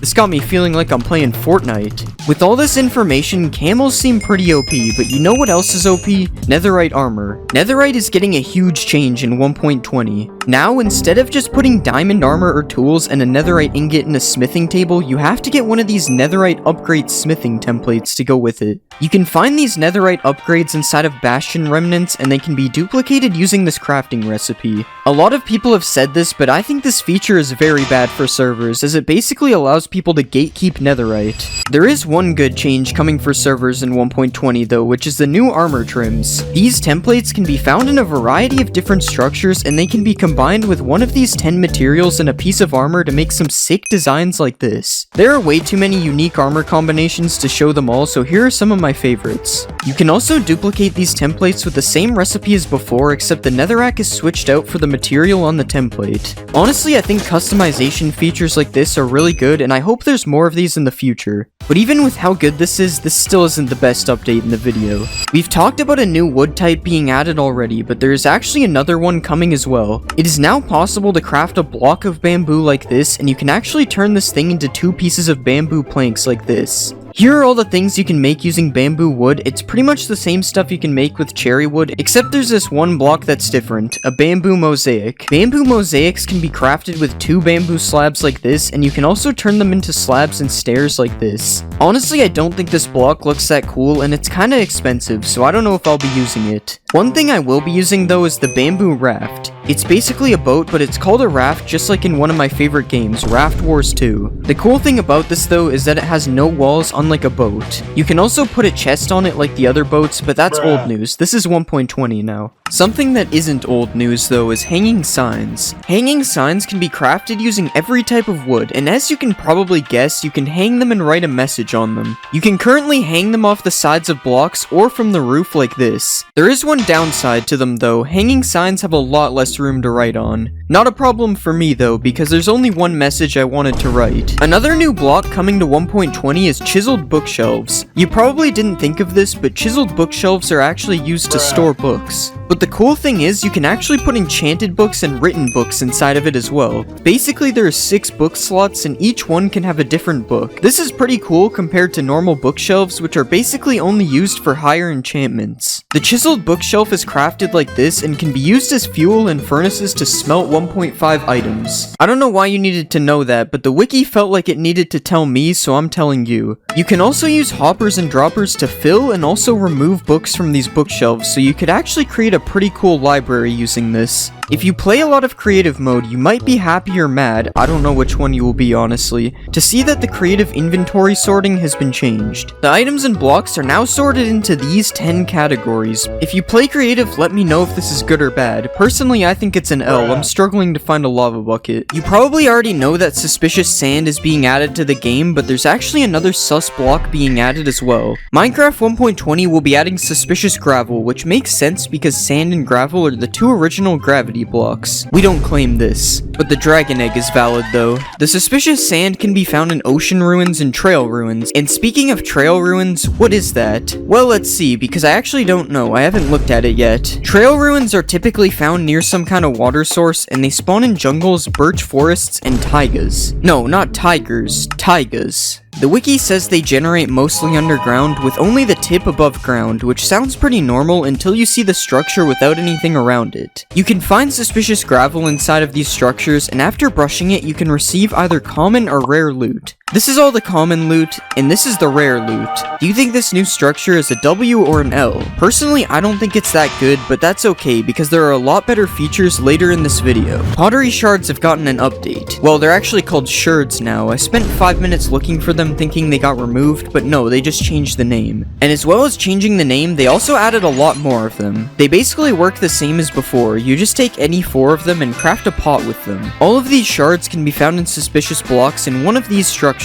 Desert Temple, Trail Ruins, Ocean Ruins, and Desert Wells. That's probably because these are the only places you can find suspicious blocks. Another thing that has been changed is a feature that was added in 1.19. the Skulk Sensor. Now I'm kinda stupid, so I don't understand redstone, so I'm sorry if any of this is wrong. You can now use amethyst blocks to transmit the Skulk signal to other Skulk Sensors. For example, if I place a Skulk Sensor in an amethyst block like this, and then I put another one 7 blocks away, the signal from the first one will make it to the other one, and it will keep going on for as long as you add them. That's not the only change though. A calibrated Skulk Sensor is being added as well. You can craft one of these like this, and basically what it does is filters which vibration frequency it detects through a redstone signal input. Yeah, I have no idea what that means, but this block is probably pretty important because Mumbo Jumbo made a video on it. It also looks kinda sus. A new music disc is being added in 1.20. There has always been a new music disc with every update, and this one can be found by brushing suspicious blocks inside of a trail ruin. I honestly haven't listened to the disc yet, but I'm playing it in the background of this part, so hopefully it sounds fire. Another new thing being added is actually a change to something that has been in the game for almost 10 years, the Desert Temple. Previously, there was only one hidden room in a desert temple that probably claimed your life the first time you ran into it. But now, if you enter a desert temple and go to the back, you will find some sand on the floor instead of sandstone. And if you dig out all the sand, you will find a room that looks like this. The purpose of this room was probably just to have a place for the suspicious sand to spawn, but it's still cool seeing something so old receive an update. Speaking of old things being changed, Mojang has made a few changes to potions. For some reason, they decided to change the color of a few of the potions, as you can see while scrolling this menu. I'm not really sure why they would do this, as it just makes things kinda confusing. Like, why is night vision green? Who did this? Another interesting change to the appearance of items is the new enchant glint speed and strength slider. If for some reason you don't like enchant glint, now you don't have to look at it because you can just turn it to 0. You can also turn the glint speed down to 0, but I don't know who would do this. It looks kinda strange. Minecraft 1.20 is adding the sniffer, which is cool, but we've already been over this. A couple changes have been made to it since the last time I talked about it though, and those include sniffers now get lured by torch flowers, so now you're able to have an army of sniffers. Sniffers can now dig in mud for seeds. Didn't really know that they couldn't. The sniffer egg has been added to the game, and this is what it looks like. I'm pretty sure it hatches a sniffer, although I'm too lazy to wait for that to happen, so I'm just gonna do this instead. And finally, sniffers can now dig up another type of plant, pitcher pods. Pitcher pods can be planted on hoed dirt, not regular dirt. This guy is kinda picky. And they grow in 4 stages,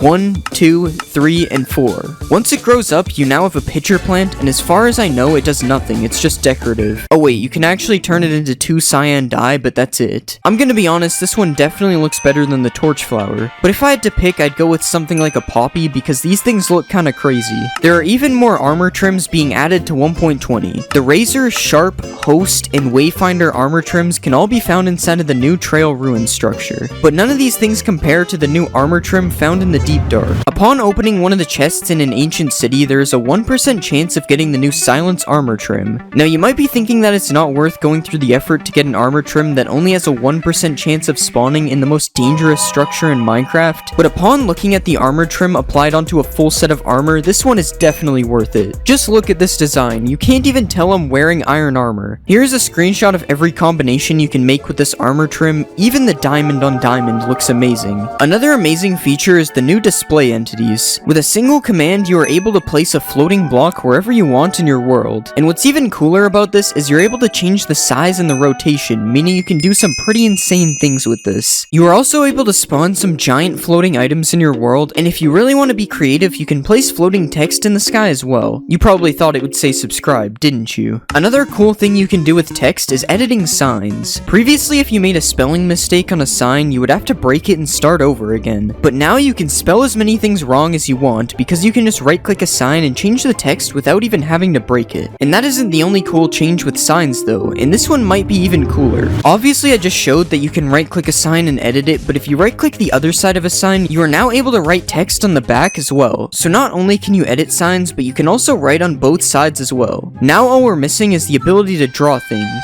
If you're one of those people who likes to set everything on fire, then you are going to be very disappointed with this next update, or happy depending on where you are. That is because fire spread is being changed completely. Depending on what biome you are in, fire now spreads a lot faster or a lot slower. Generally, from what I can see, warmer biomes have faster fire spread, while colder biomes have slower fire spread. Unfortunately, this snow village gets to live another day. Luckily, there is still a way to burn down this village though, and that's with the new fill biome command. Similar to the command in World Edit, only a little bit more complicated because I don't have a wand to select the area. You are able to change naturally spawning biomes to any biome you want, including ones that don't normally spawn in the overworld. I really thought this would do something. I'm kinda disappointed. Another new command that is being added is the /damage command. Previously, if you wanted to damage yourself, you would have to find a way by being creative, but now you can just type a single command and boom, half your health bar is gone. You can also use this command on other players and entities, and this would probably be really funny to use against your friend who doesn't know how to play the game. The next new command is the /ride command, which I've already shown, but I just wanted to show that it is now fixed. I can actually ride the sniffer instead of sitting inside the green stuff. The final new command is /clone, and I honestly don't really know how to use this one, but apparently it kind of works like copy and paste in World Edit, so yeah. Apparently the lead is bigger in 1.22. Okay, this guy, you can't lead this guy. Yeah, this is actually true. This lead is massive. Apparently the new leads don't get stuck on blocks.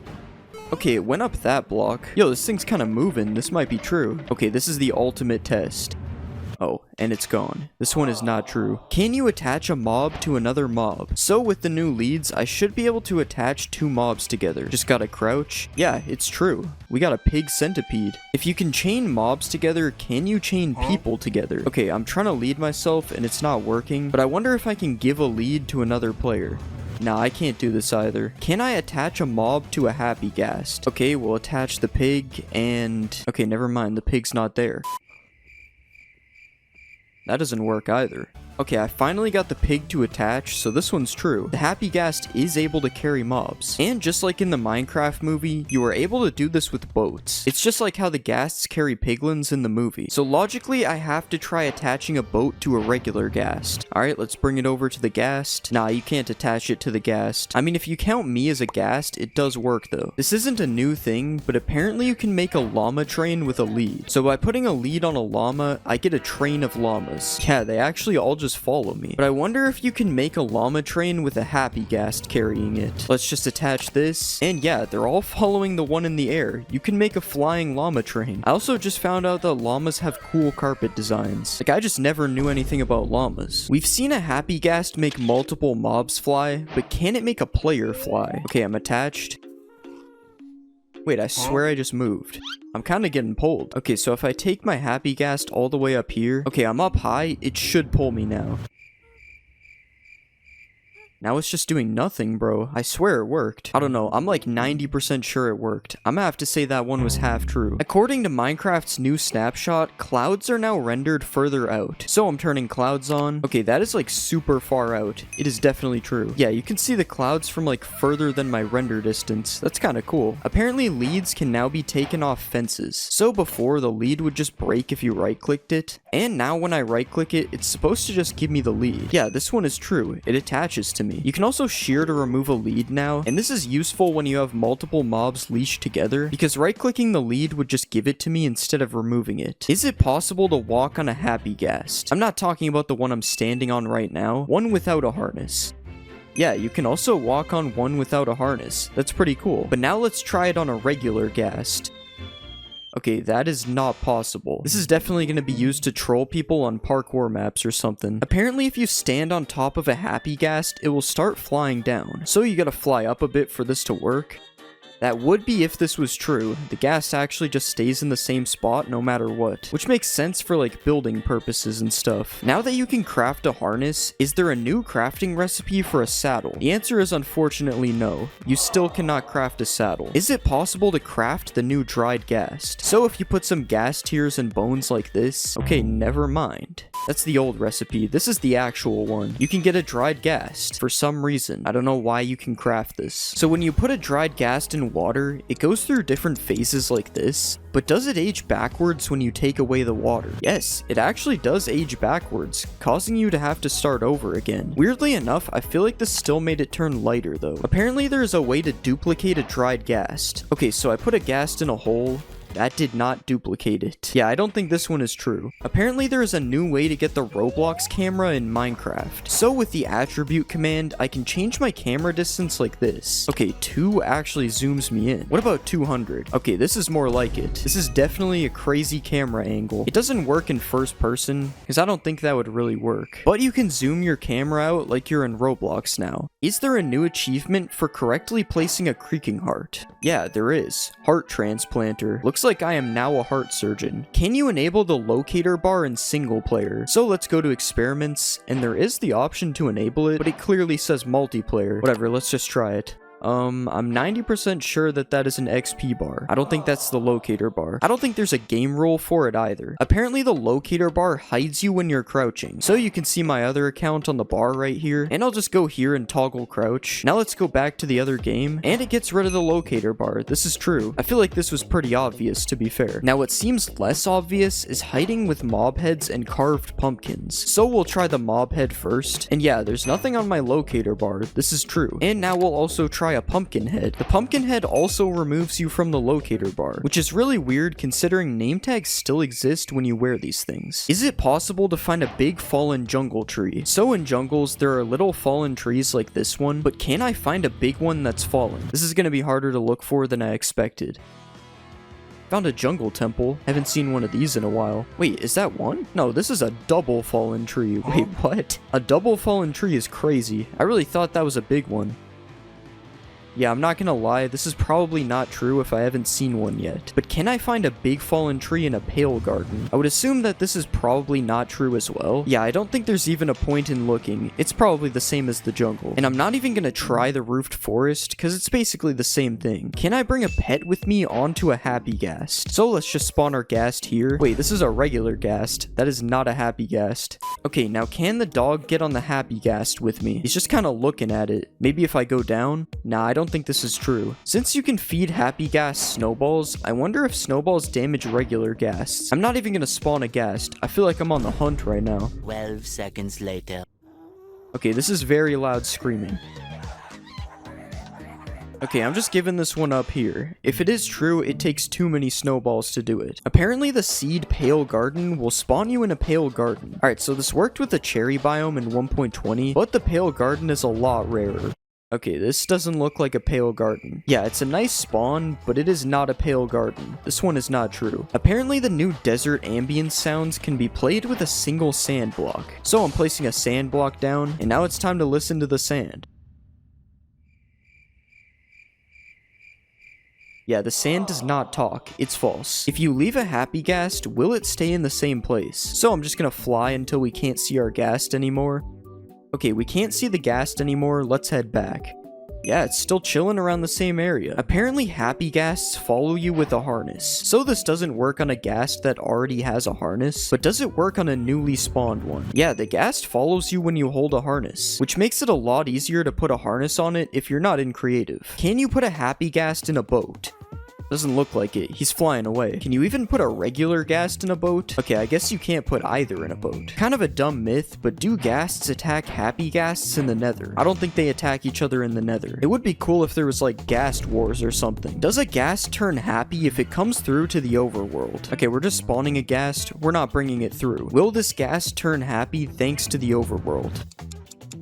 Okay, it's been a while, so I'm doubting that this works, but it really should work. I think it would make the Uneasy Alliance achievement make more sense as well. Now let's try the reverse. Does a happy ghast get unhappy in the nether? So this is the happy ghast from 2 myths ago. This ghast has been in here for about as long as we were testing the last myth, and there's still a smile on its face. I mean, we could leave it for a little bit longer, but I think this is false considering you're supposed to be able to bring happy ghasts to the nether. Now it's time to see if a regular ghast will follow a happy ghast to the overworld. Maybe the regular ghast will see it go through and try to see what's on the other side. These things are way too slow, man. I think we're gonna need a little bit bigger of a portal to get them through. Let's make one of those giant portals. Okay, that's gonna be big enough.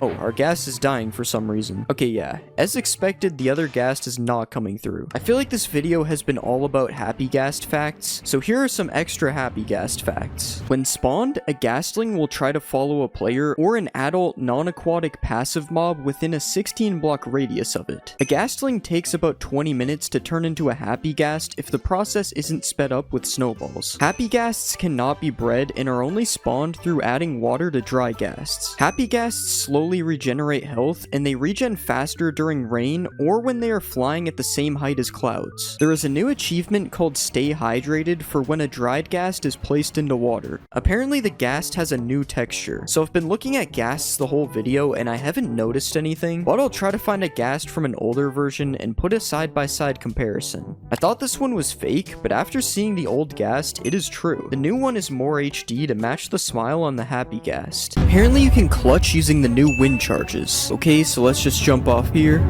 And yes, this one is true. I didn't take any fall damage. And speaking of fall damage, does a breeze take any fall damage?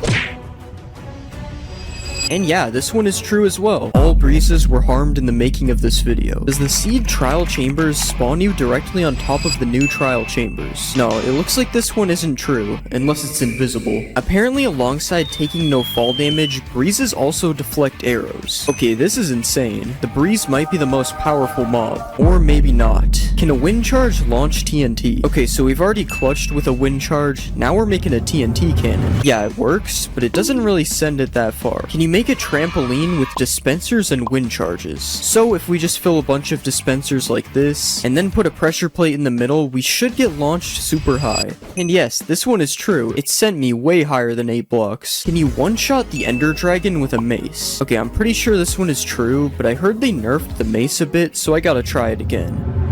And yeah, this one is still true, although this isn't much better than just using beds. Apparently there is also new Minecraft credits? I don't actually know if this is new. Has anyone ever seen this background? Does a mace work with slow falling? This is so slow. They weren't messing around when they said slow falling. No, this one is not true. You have to risk death to use the mace. Can you put channeling on a mace? No, you can't put channeling on the mace. You cannot become Thor. Can you make a Warden trial spawner? Yeah, if you right-click the trial spawner with a spawn egg, you can make any type of trial. I think I'm gonna be doing this from now on. Does mining a trial spawner give you loot? No, it gives you nothing. It's just a waste of time. Can you mine a trial spawner with Silk Touch? I'm gonna regret breaking this thing again, aren't I? Yeah, this one is also not true. There is no reason to break the trial spawner. Apparently you can't suffocate in a copper grate. So if I just press this lever here, yeah, I'm just chilling. Kinda looks like I'm in jail though. Guys, please subscribe so I can make bail. Does a beacon beam shine through a copper grate? Yes, this one is actually true, but it doesn't change the color of the beam, unfortunately. Will the luck effect give me better trial loot? Who put cave spiders in a trial? Yeah, this one is probably not true. I don't think this is very good loot. Are spiders afraid of armadillos? So this one doesn't really make any sense. I don't know what kind of gang rivalry they have, but it's true. Will a wind charge travel forever if it doesn't hit anything? So let's throw a wind charge. Yeah, that one traveled really far, so I'm gonna have to say it's true. Can you dye wolf armor? Yeah, this one is true. Now dogs can finally have some drip. And apparently you can also dye horse armor? I've never heard of this before, so let's see. Okay, it obviously doesn't work with diamond, but let's check leather. Yeah, this one is true.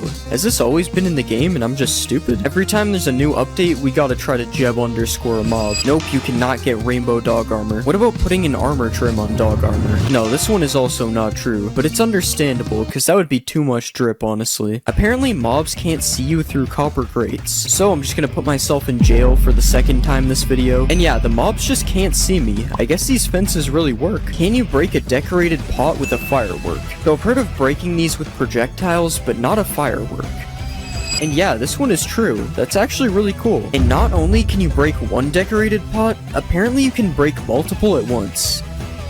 Yeah, this one is true as well, and it's actually super satisfying to watch. Can you shear a wolf to remove its armor? Okay, so they're just making anything up now. Never mind, this one is true, for some reason. Why? And you can also dispense a brush onto an armadillo for a scute. I bet you didn't expect that, because it doesn't really make any sense. And just when you thought it can't get weirder, there is apparently an infinite scute glitch. Yeah, this only works in creative for some reason, because the brush will break in survival, but it's still kind of funny that my man can just never go bald. Apparently there are multiple new music discs in 1.21, so usually there is only one new music disc, but yeah, it appears there is more than one new music disc this time. Why does this sound like an epic Christmas song? Can you name a boat in 1.21? So I'm pretty sure I've tried this before and it doesn't work, and yeah, you still can't name a boat. Nothing has changed. Is there a new copper dimension in this update? Of course there isn't. Mojang is never gonna add a new dimension. Does a copper bulb stay activated with no redstone? So let's just break all this. Yeah, this one is true. I wonder if it ever runs out or just kind of stays like this. Speaking of running out though, apparently oxidized copper bulbs are dimmer. Yeah, this one is true. So I guess it does sort of run out unless you got some wax. Can you make ominous splash potions? Nope, I can't even put the ominous potion in the brewing stand. Does the new oozing potion cause an infinite slime glitch to happen? So if you kill something with an oozing effect, it drops slimes. But what happens if you kill a slime with the effect?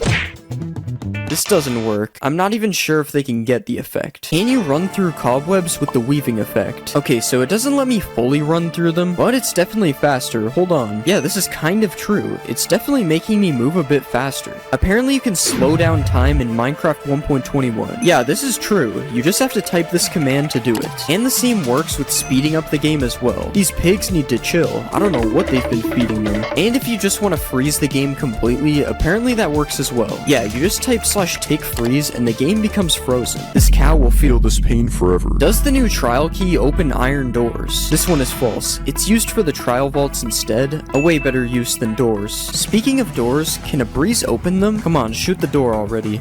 Yeah, this one is true. I guess no house is safe anymore. Can you put armor on a baby wolf? No, unfortunately you cannot. It's probably a few sizes too big. Everyone knows you can undye things with a cauldron, but can you use it to undye a dog's collar? Come on, it's bath time, buddy. No, you cannot. He still has a blue collar. Will a dog with armor survive a hit from a warden?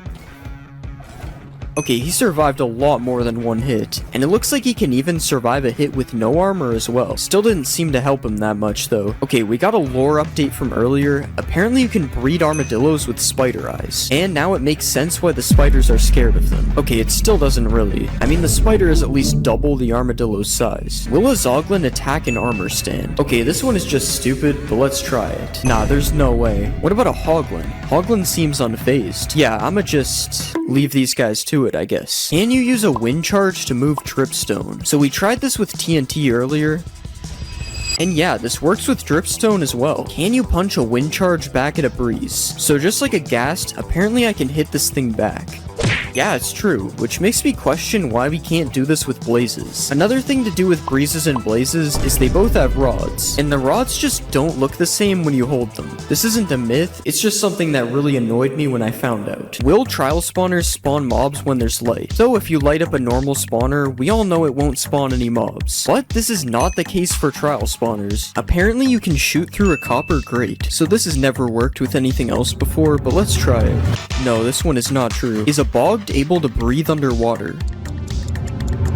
Yeah, I don't think this guy's gonna drown anytime soon, so this is true. Is there hidden rooms in the new trial chambers? So I actually already know this one is true, because I found these in my build hacks video that I made for 1.21. Can I wear a heavy core on my head? So the heavy core does kind of look like a mob head, but unfortunately you are not able to wear it as a hat. This is false. Apparently the ender pearl has a new sound. Yeah, I'm pretty sure it didn't make any sound before, so this is true. Will an armadillo die in a snow biome? Let's just place our armadillo here. No, it doesn't seem like it. I think he's chilling, literally. There is a new setting to disable the splash text on the title screen. Yeah, this is true, and I honestly don't know why. Like, why would you want to do this? Is there a new bat texture in Minecraft 1.21? Yes, there is a new bat. Apparently, if you drop a totem of undying on the ground and land on it, you will live. Alright, so we got our totem here, and let's just drop it all the way down. And let's just fall down on top of the totem.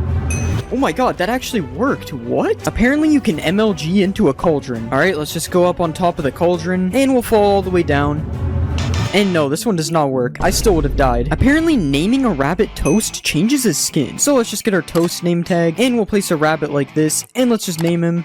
And yeah, it actually changes his skin. I've never seen this skin before. That's actually pretty cool. Apparently an Enderman can stand in a cauldron. So as you know, when you put an Enderman in water, it just TPs away like that. What if you put an Enderman in a cauldron? Wow, he's actually just standing in the water. He doesn't even TP away. Can fish breathe on land with water breathing? Alright, this one sounds really stupid. There's no way this will work, but let's try it. And now the fish has water breathing, so let's see if it suffocates. Okay, yeah, the fish is taking damage and he died. This one is false. Apparently a gold pickaxe mines faster than netherite. So this is how fast netherite is able to mine stone, and this is how fast gold is able to mine stone. This is actually true. It's noticeably faster. But for some reason, when you put efficiency 5 on both of the pickaxes, the netherite one becomes faster. I don't even understand how that works. Apparently you can make glowing signs. So if we just take our regular sign here and we get a glowing sack, apparently this will make it glow. No way, it actually makes it glow. How did I not know this exists? Apparently you're also able to dye signs. Alright, so it's the same thing as the ink sack. And yeah, this one works as well. This is so cool. You guys should definitely do what it says on the sign, by the way. It's not me telling you, it's the sign. Apparently you can tow a boat with a lead. So we have our boat right here, and let's just right click it with the lead, and nothing seems to be happening right now. But what if I put a pig in the boat and then I put a lead on the pig? Okay, it just takes the pig out of the boat. This one isn't true. Apparently 1 block of water is able to hydrate crops that are 4 blocks away. So let's just put our water here, and we'll just hoe all this dirt. And yeah, it's hydrating the crops all the way over here, even though the water is here. Can you smelt an iron door into iron nuggets? So as you know, you can smelt gold and iron tools into nuggets like this. As you can see, I have a nugget right here, but can you do this with iron doors? No, it doesn't look like anything's happening. This is false. Will a baby villager jump on a bed? So let's just spawn a baby villager like this, and apparently he's supposed to just jump on this bed randomly. Okay, well right now he's following his parent, so we have to take care of that. And now let's see if he jumps on this bed. Okay, he's standing on the bed, and yeah, he's jumping on the bed. This one is true. Apparently throwing an XP bottle upwards gives more XP. So let's just throw it down first, and we got exactly 1 level. And now let's try throwing the bottle upwards. And we got a little bit more XP. This one might be true, but it also might be random, so I'm not really sure if it's true or not. Apparently there's an easy trick to find diamonds 100% of the time. So if we go to the middle of a clay patch like this, and then we go 6 blocks south, apparently under the 7th block, there will always be diamonds. So let's just mine down like this, and we found gold, but that's not diamonds, so let's keep mining, and we've hit the void, and there's no diamonds. I don't think this one is true. Apparently a hoglin can survive a 50 block fall. So we have our hoglin here, and I'm sorry buddy, but you're going off the edge. And no, the hoglin did not survive. This one is false. Apparently you can sleep underneath lava without dying. So we have our lava bed here, and let's just sleep in the bed. And wow, this is actually working. How am I even sleeping in here? Speaking of dying in lava, apparently witches can't die in lava as well. So let's spawn a witch, and she's dying right now. Oh wait, they actually drink the fire res pot and live. This one's true. Witches can't die in lava. Apparently the top of a desert temple fits a full beacon perfectly. So let's just fill in all of this with netherite, because you know this is a perfectly legit beacon. And yeah, now we have a perfectly fitting beacon. I guess we know who really built the pyramids. Apparently you can use a sweetberry bush to clutch. And yeah, this one is true. I took no damage. Apparently a shield can block splash potions. So let's put a harmful potion in this dispenser, and let's just hold our shield out like this.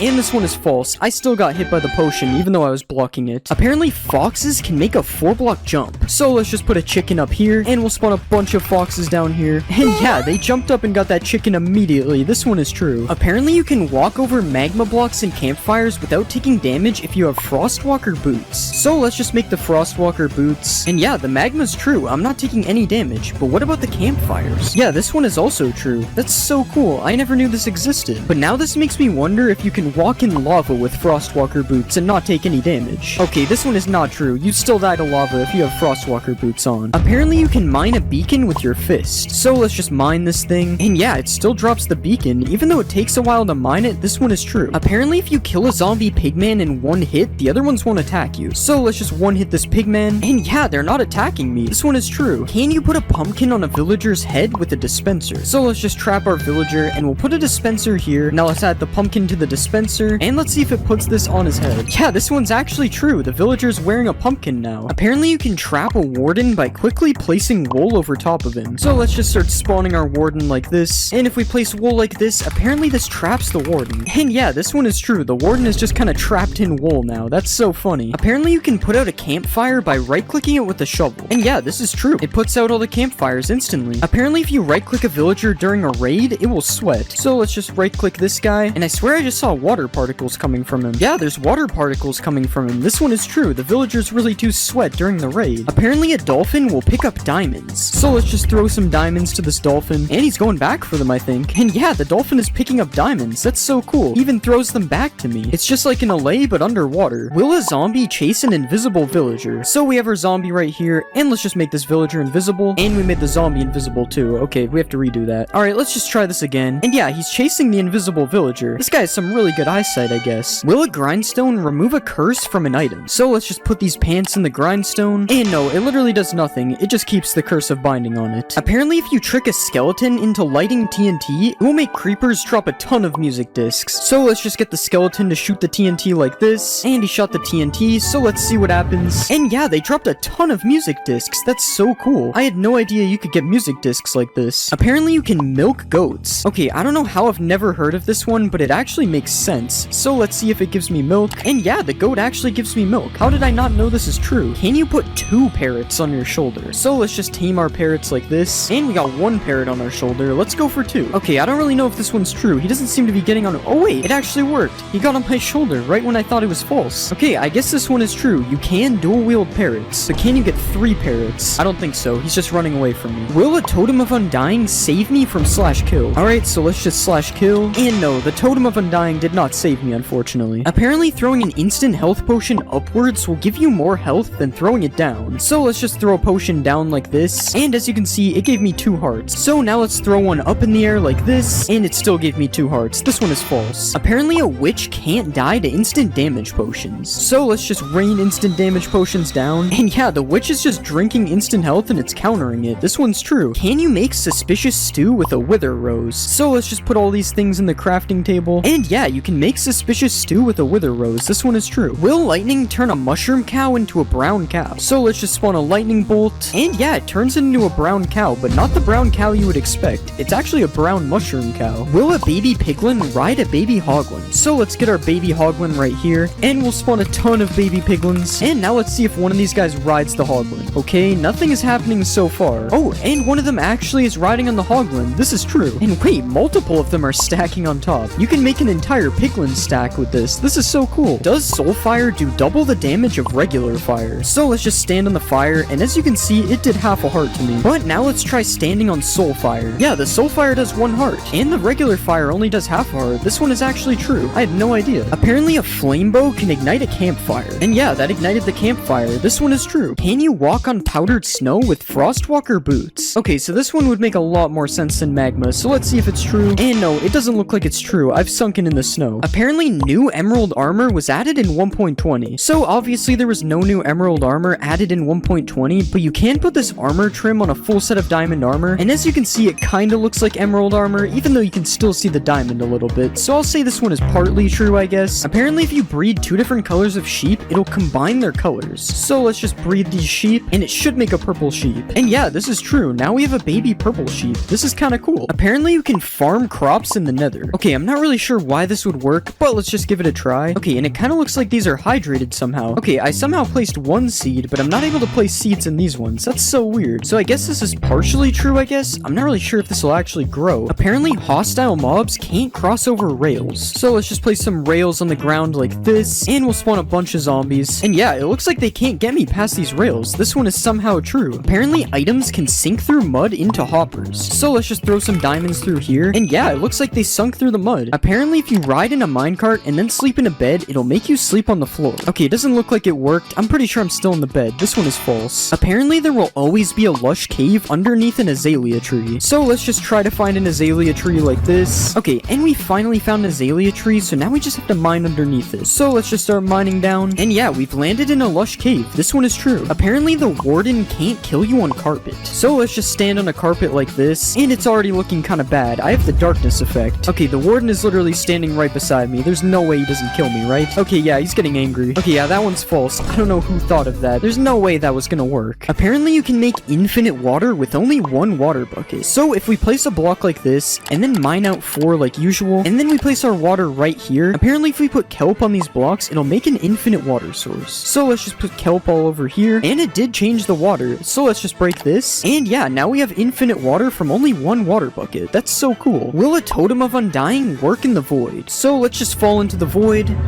And no, the Totem of Undying does not work in the void, unfortunately. Apparently, iron golems don't take fall damage. So let's just push this guy off, and let's see if he takes fall damage. No, he actually didn't take fall damage. This one is true. I guess that's what happens when you're made of iron. You're just invincible. Can you mine lapis ore with a stone pickaxe? So we have regular lapis, and let's just break it with a stone pick. And yeah, it actually dropped the lapis. This is true. But now, can you break deep slate lapis with a stone pick as well? Yeah, this one also works. I guess you only need a stone pick to collect lapis.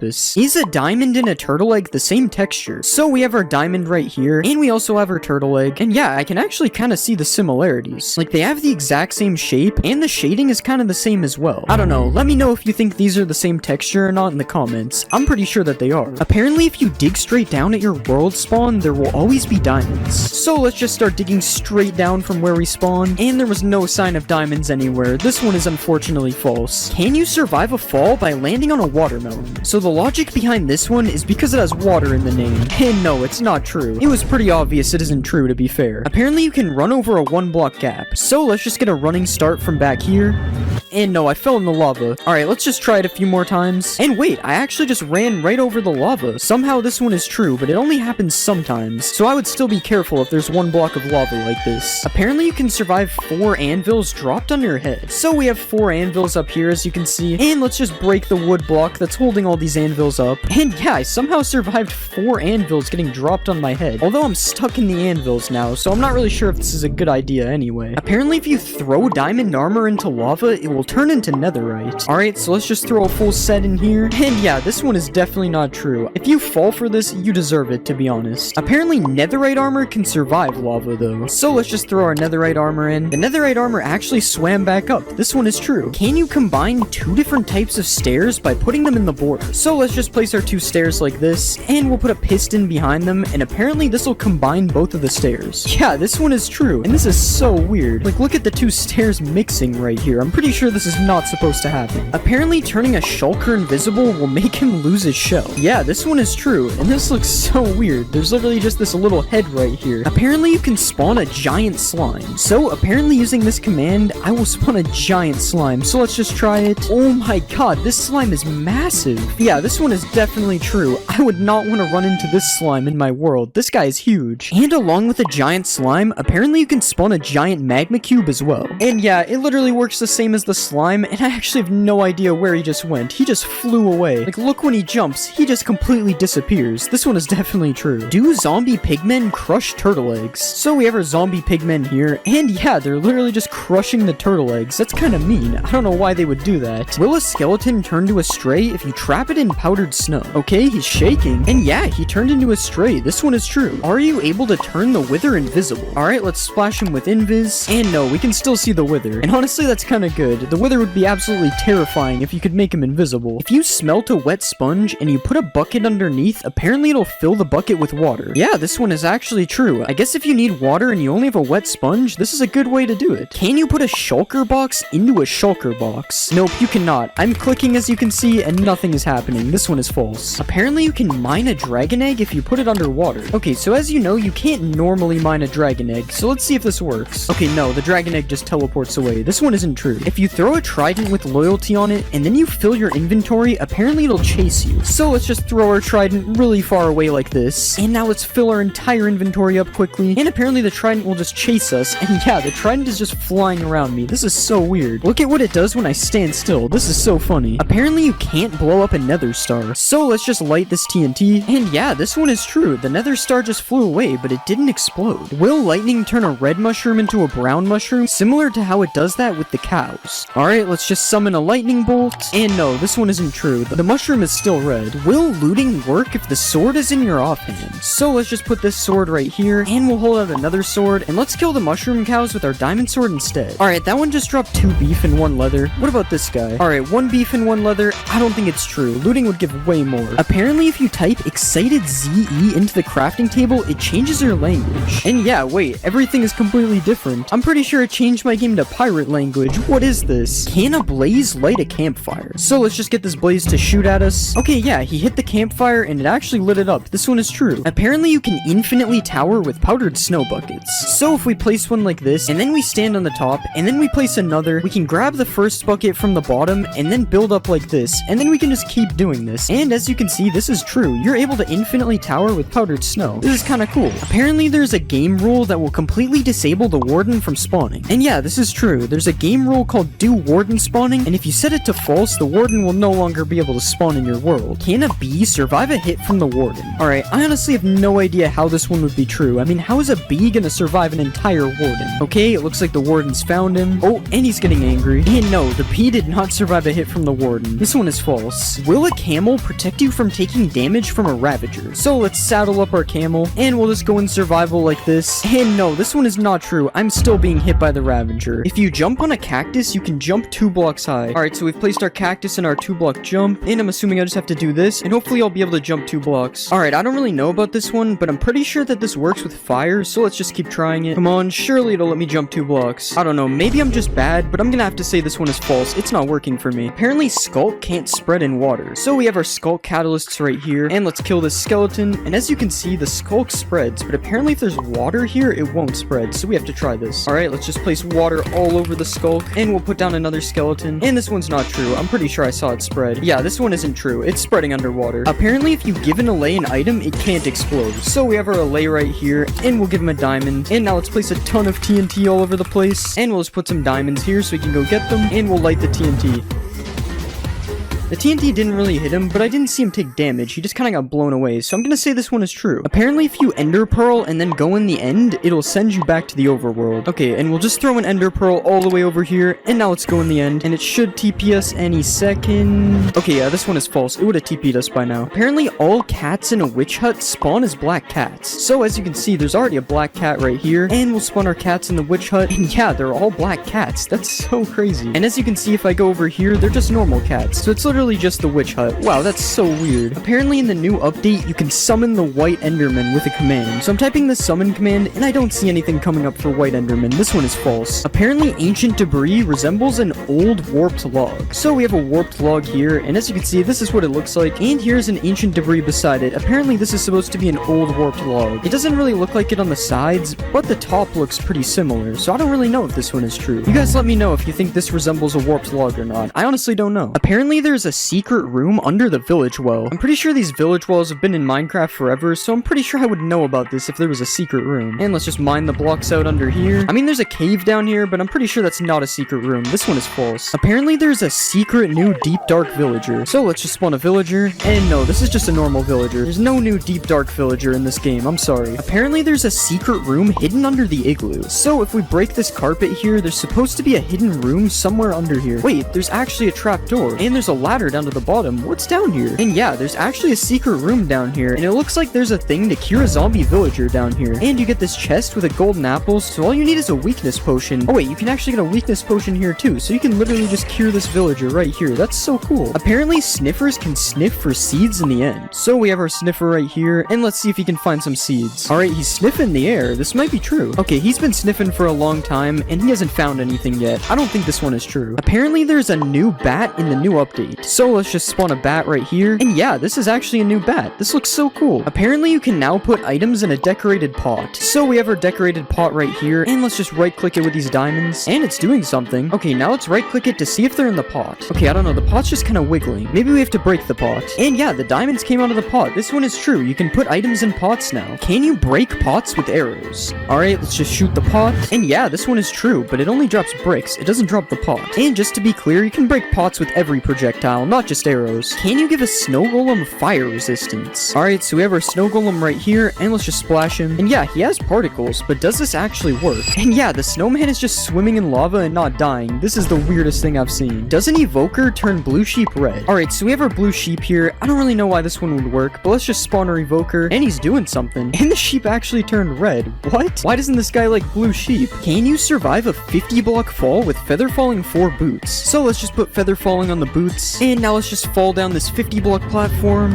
And no, I died. Apparently putting a pumpkin on your head stops Enderman from attacking you completely. So we have our Enderman right here, and let's just put a pumpkin on our head, and now let's fight the Enderman. Okay, yeah, he's hitting me. This one is definitely not true. The Enderman still attacks you when you have a pumpkin on your head. It's only good for looking at them. Apparently you need Silk Touch to mine a chiseled bookshelf. Okay, so we have a Silk Touch axe and a regular axe. Wait, it actually doesn't mine with the regular axe, and it mines with Silk Touch. Why is that a thing? I'm assuming that's a glitch, because that's really weird. Can a sniffer egg float?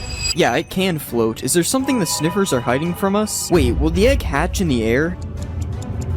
Okay, yeah, it does. I'm sorry, Snifflet. I didn't know it would work. Can the new mobs go upside down? Okay, so we have a Dinnerbone name tag, and yeah, it works for a sniffer, and it also works for a camel. This looks so weird. Can you breed bees with the new pink petals? Yeah, you can, but the only reason this works is because they're a flower. Can you put a baby sniffer in a boat? So we already tried with a big sniffer and it didn't work, but yeah, it works on a baby sniffer. This is true. Wait, maybe you can grow the sniffer in the boat. No, never mind. It just gets teleported out. Another mob that can't fit in a boat is a camel. But yeah, it also fits in a boat as a baby, although the same thing happens when you grow it, unfortunately. Can you bounce off of a slime? So obviously you can bounce off a slime block like this, but does it work on a slime? No, it doesn't work, but I don't understand why. They are both made from slime balls. Does string make lava quiet? So I turned subtitles on, and right now you can see the lava sound is being made. So let's put some string on the top, and yeah, for some reason the lava sound is gone. That's so weird. Can you shoot through a bamboo trapdoor? No, you can't. The giant hole isn't real, I guess. What about a cherry trapdoor? Yeah, if the bamboo one didn't work, there's no way that one was working. Striking a villager with lightning makes it a witch. Yeah, this one is true, and it really makes me wonder what striking a person with lightning does. Do parrots dance when you play music? Yeah, wait, they're going crazy. Unfortunately, this doesn't work when they're on your shoulder, though. Does Frostwalker work on armor stands? So let's just make this device real quick, and yeah, it turns all the water to ice. That's so cool. Oh, and I also just noticed that ice has a melting animation. I've never seen that before.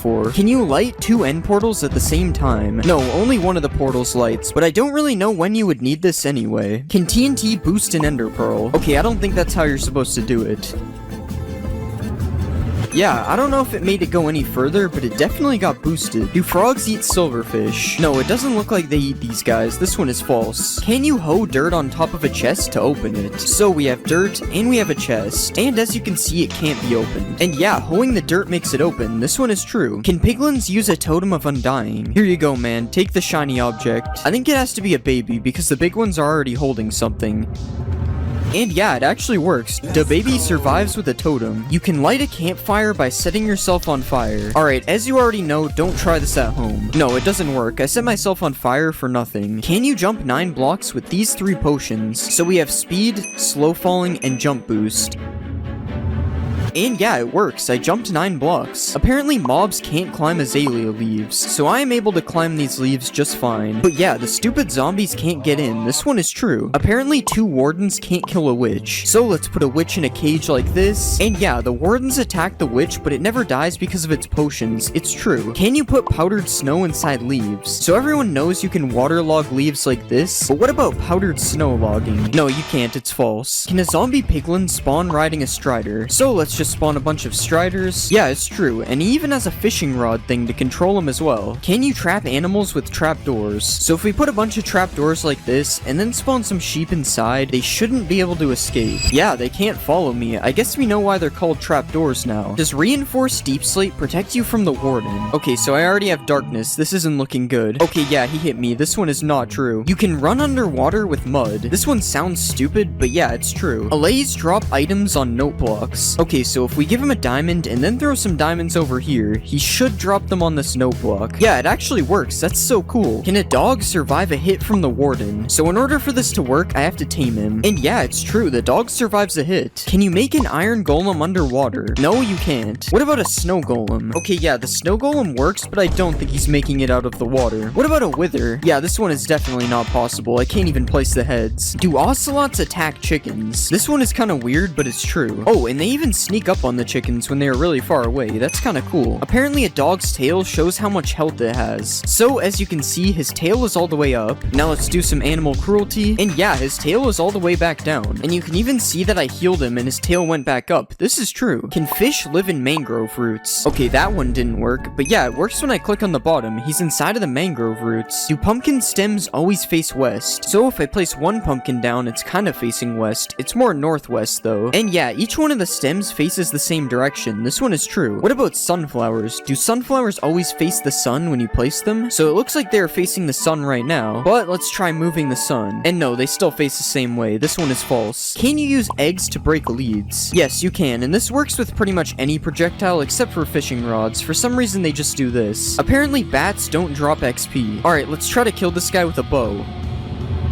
Wow, first try. Yeah, he didn't drop XP. This one is true. Can you kill blazes with water bottles? So I've heard of killing blazes with snowballs, but never water bottles. Yeah, it works, but it's gonna take a lot of water bottles to kill one of these guys, so a sword or an axe is a way better method. Can you use Frostwalker on a boat? Okay, so I have Frostwalker boots on, and no, this one isn't true. But why would you need a boat with Frostwalker anyway? Do llamas attack wolves? Okay, the wolf is literally sprinting away. And yeah, it's true. I didn't know llamas had any enemies. Except me, of course. Can you put a boat on top of your head? So let's just break this block. And yeah, I have a boat on top of my head now. Fashion has really been taken to new levels. Can you put armor on a villager? Yeah, he's taking way less damage now. This one is true. Does stained glass change the color of a warden's sonic boom? Okay, let's just provoke the warden again. No, this one isn't true. It's still blue. Do anvils bounce off slime blocks? Alright, let's drop the anvil. No, they do not, unfortunately. Can a group of wardens blast away the ender dragon? Alright, let's spawn a ton of wardens. Yeah, it's true. They sent him flying. Apparently nether fences can't connect to other fences. So if you have two types of wood fences, they'll connect like this. But when you place nether fences, it doesn't work. That's so strange. Apparently you can't sleep while poisoned. Also, don't try this at home. No poisoning yourself. Yeah, this one is true. It just kicks me out of the bed. Can you shear a goat for a goat horn? I really doubt this works. It makes no sense. Yeah, you can't do this. You just gotta wait for them to ram into you. Can you escape phantoms by going underwater? Nope, it looks like these guys can swim as well. If they weren't already annoying enough. I guess the only option to get rid of them is by sleeping. Do foxes get stuck in snow when chasing chickens? First it's the ocelots killing chickens, and now it's foxes. Everybody hates these guys. But yeah, they get stuck in the snow for a second when chasing them. That's kind of funny. Apparently ghasts can't swim. Okay, it's definitely not true. He is still chasing me underwater. Can you look at enderman through glass? So this is me looking at an enderman without glass. Not good. And this is me looking at one with glass. Yeah, he doesn't attack me anymore. It's true. Does naming a Vindicator Johnny make him attack all mobs? This one is kind of strange. I don't know what Johnny did. But yeah, it's true. For some reason he goes on a rampage. Can you stack two types of slabs? So apparently if I put two slabs like this against the world border and then push them together, it will make a cursed slab. Yeah, it does. That's so weird. Do cats take no fall damage? I'm pretty sure this is a thing in real life, so it's probably true.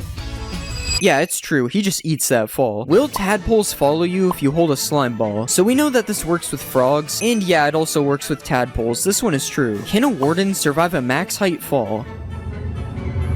Yeah, it's true. He survived. I guess cats and wardens are the same thing. Do potions of healing hurt undead mobs? Yeah, it's true, and the opposite works as well. You can heal undead mobs with harming potions. Can you breathe underwater with torches? So everybody knows you can breathe underwater with doors like this, but what about torches? Okay, it kinda works, but the torches break, so it's not technically true. Can you bridge to the outer end islands? So obviously I could sit here and bridge like this, but that's boring. I'm just gonna fly instead. Yeah, it's true. You don't even need to kill the ender dragon to get here. Although it's probably faster. That was like 1,000 blocks. Apparently camels can make a 12-block jump.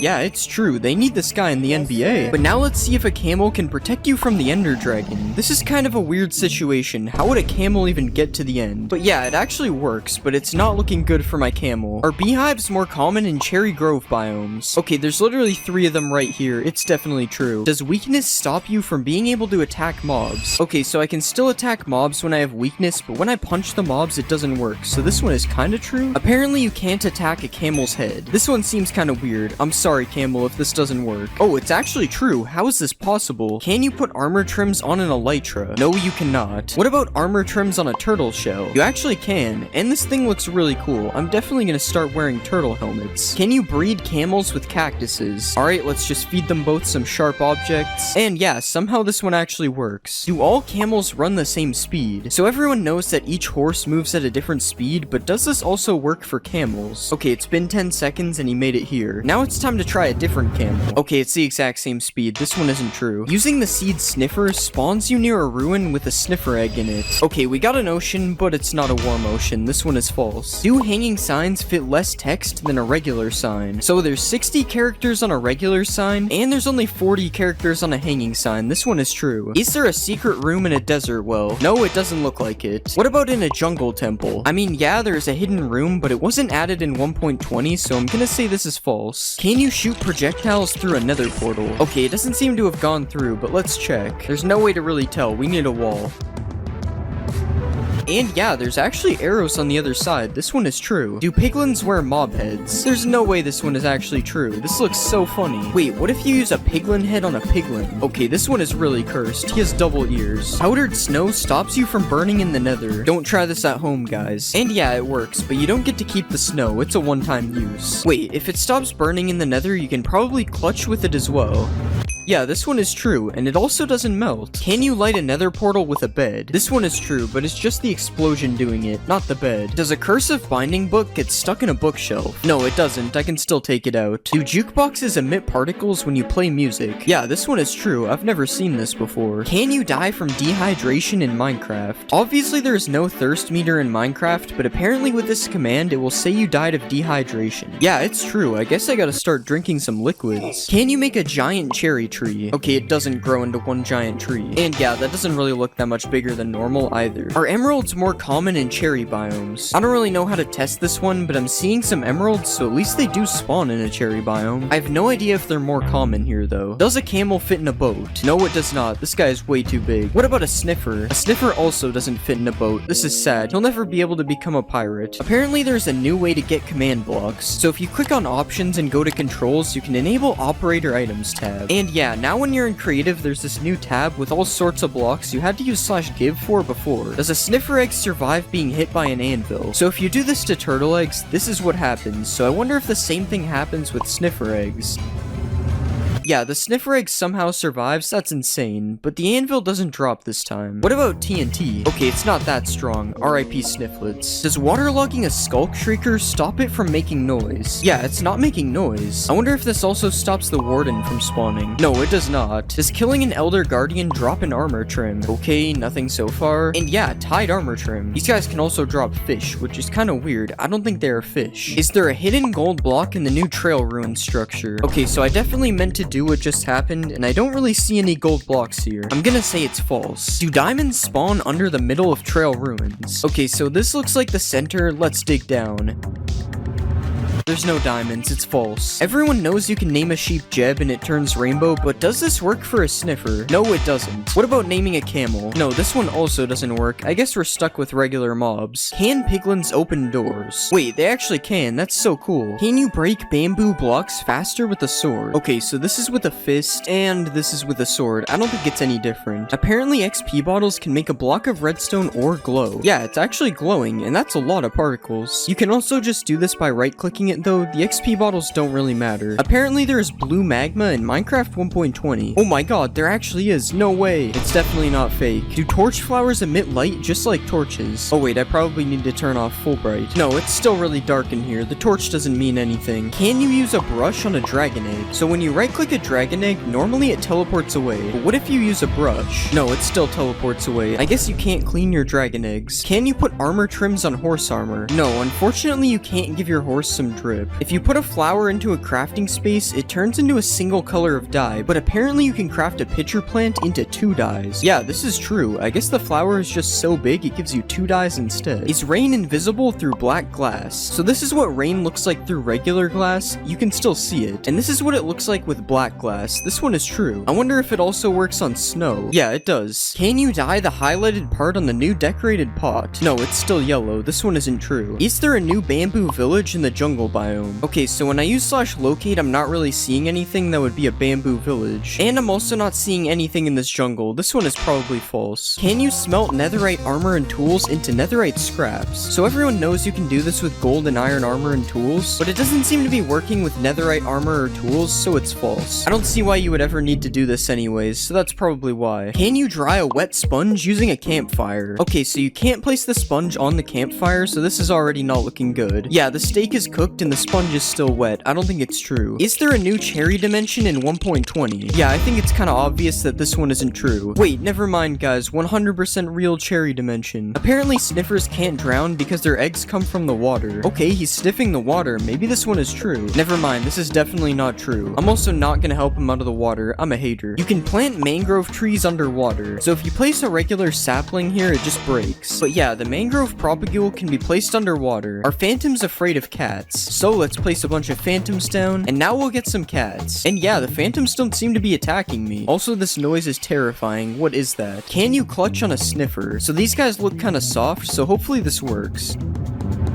Okay, it definitely doesn't work. This is false. Can you put horse armor on a camel? No, you can't. And even if you could, you wouldn't be able to use the saddle, so it would suck anyway. Are villagers able to sleep in the nether? Yeah, this one is true. These guys somehow don't make the bed explode. Whoops, I didn't think that would happen. Apparently, the warden isn't actually blind. So in spectator mode, you can see what any mob sees by left-clicking on it, and that includes the warden, who is definitely able to see from what I'm seeing. Apparently, you can't name a mob name tag. Yeah, so you can't even name a name tag, but you can do it like this, so I guess it's false? Oh wait, I actually just found a way to do it technically. Does a potion of luck change the loot inside a chest? So this is the loot in the chest right now, and now I have the luck effect. And it's the same loot in the chest. This is false. You can make a minecart that infinitely moves. So apparently if you stack a bunch of minecarts in each other, they will never stop moving. Yeah, this one is true, and it's also really weird. Why does this work? Apparently a camel can survive a 50-block fall. Sorry man, I gotta do this.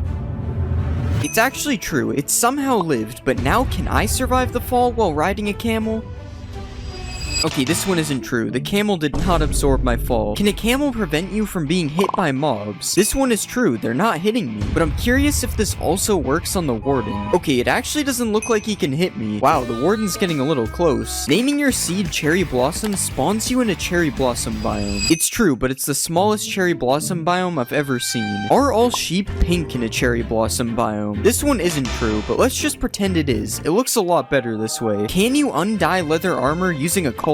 Wow, this one is actually true. And you can also dye wool that is already dyed. This one is true as well, and you can do it with every colorable item, just to be clear. Apparently you can swap your elytra out without opening your inventory. This one is true, but you better carry a water bucket with you just in case. Does a bamboo raft move faster than a regular boat? So this is me riding both of the boats. It doesn't look like the bamboo one is any faster. This is false. Can you clutch on a camel? You can clutch on a horse, so this should be possible. As long as I don't mess this up, of course.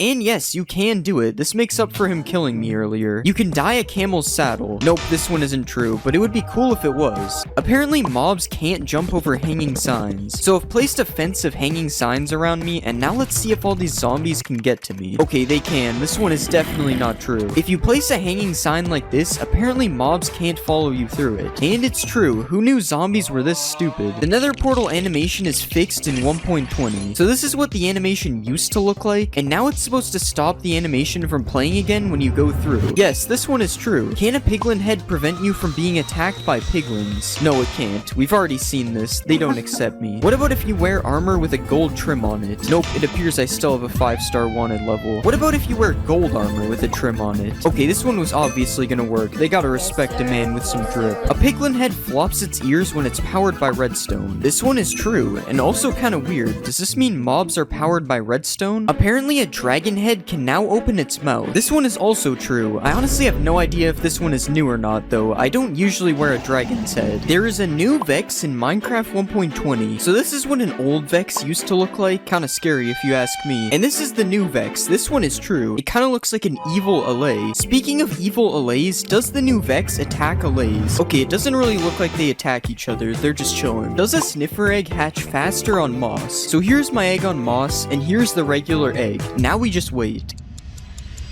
And yeah, this one is true. The egg on moss hatched way faster. You can make a sniffer carpet. This is actually just from my build hacks video. It's not really a myth. No sniffers were harmed in the making of... No, actually they were. I'm not gonna lie. Can you ride a sniffer? So my right click says you can't, but this command says I can. But since you can't do it without cheats, I'm going to say it's false. You can heal camels with cactuses. I can't imagine this one is true because of what I'm seeing right now. Okay, never mind. He somehow eats that. That's true. You are able to sprint on camels. This one is true, but you might not notice it if you use toggle sprint since it just sprints by default. Can sniffers dig for seeds in the nether? He's sniffing the air. I wonder what he's got a hold of. Okay, just ignore that. I don't know how that got here. Yeah, this one is false. He isn't digging for anything. Apparently there is a new built-in resource pack. Yes, there is high contrast mode, but all it really does is edit the UI and nothing else changes. Jukeboxes can emit a redstone signal. Let's just pick out some quality music here. Yep, this one is true, and I may have also summoned Herobrine.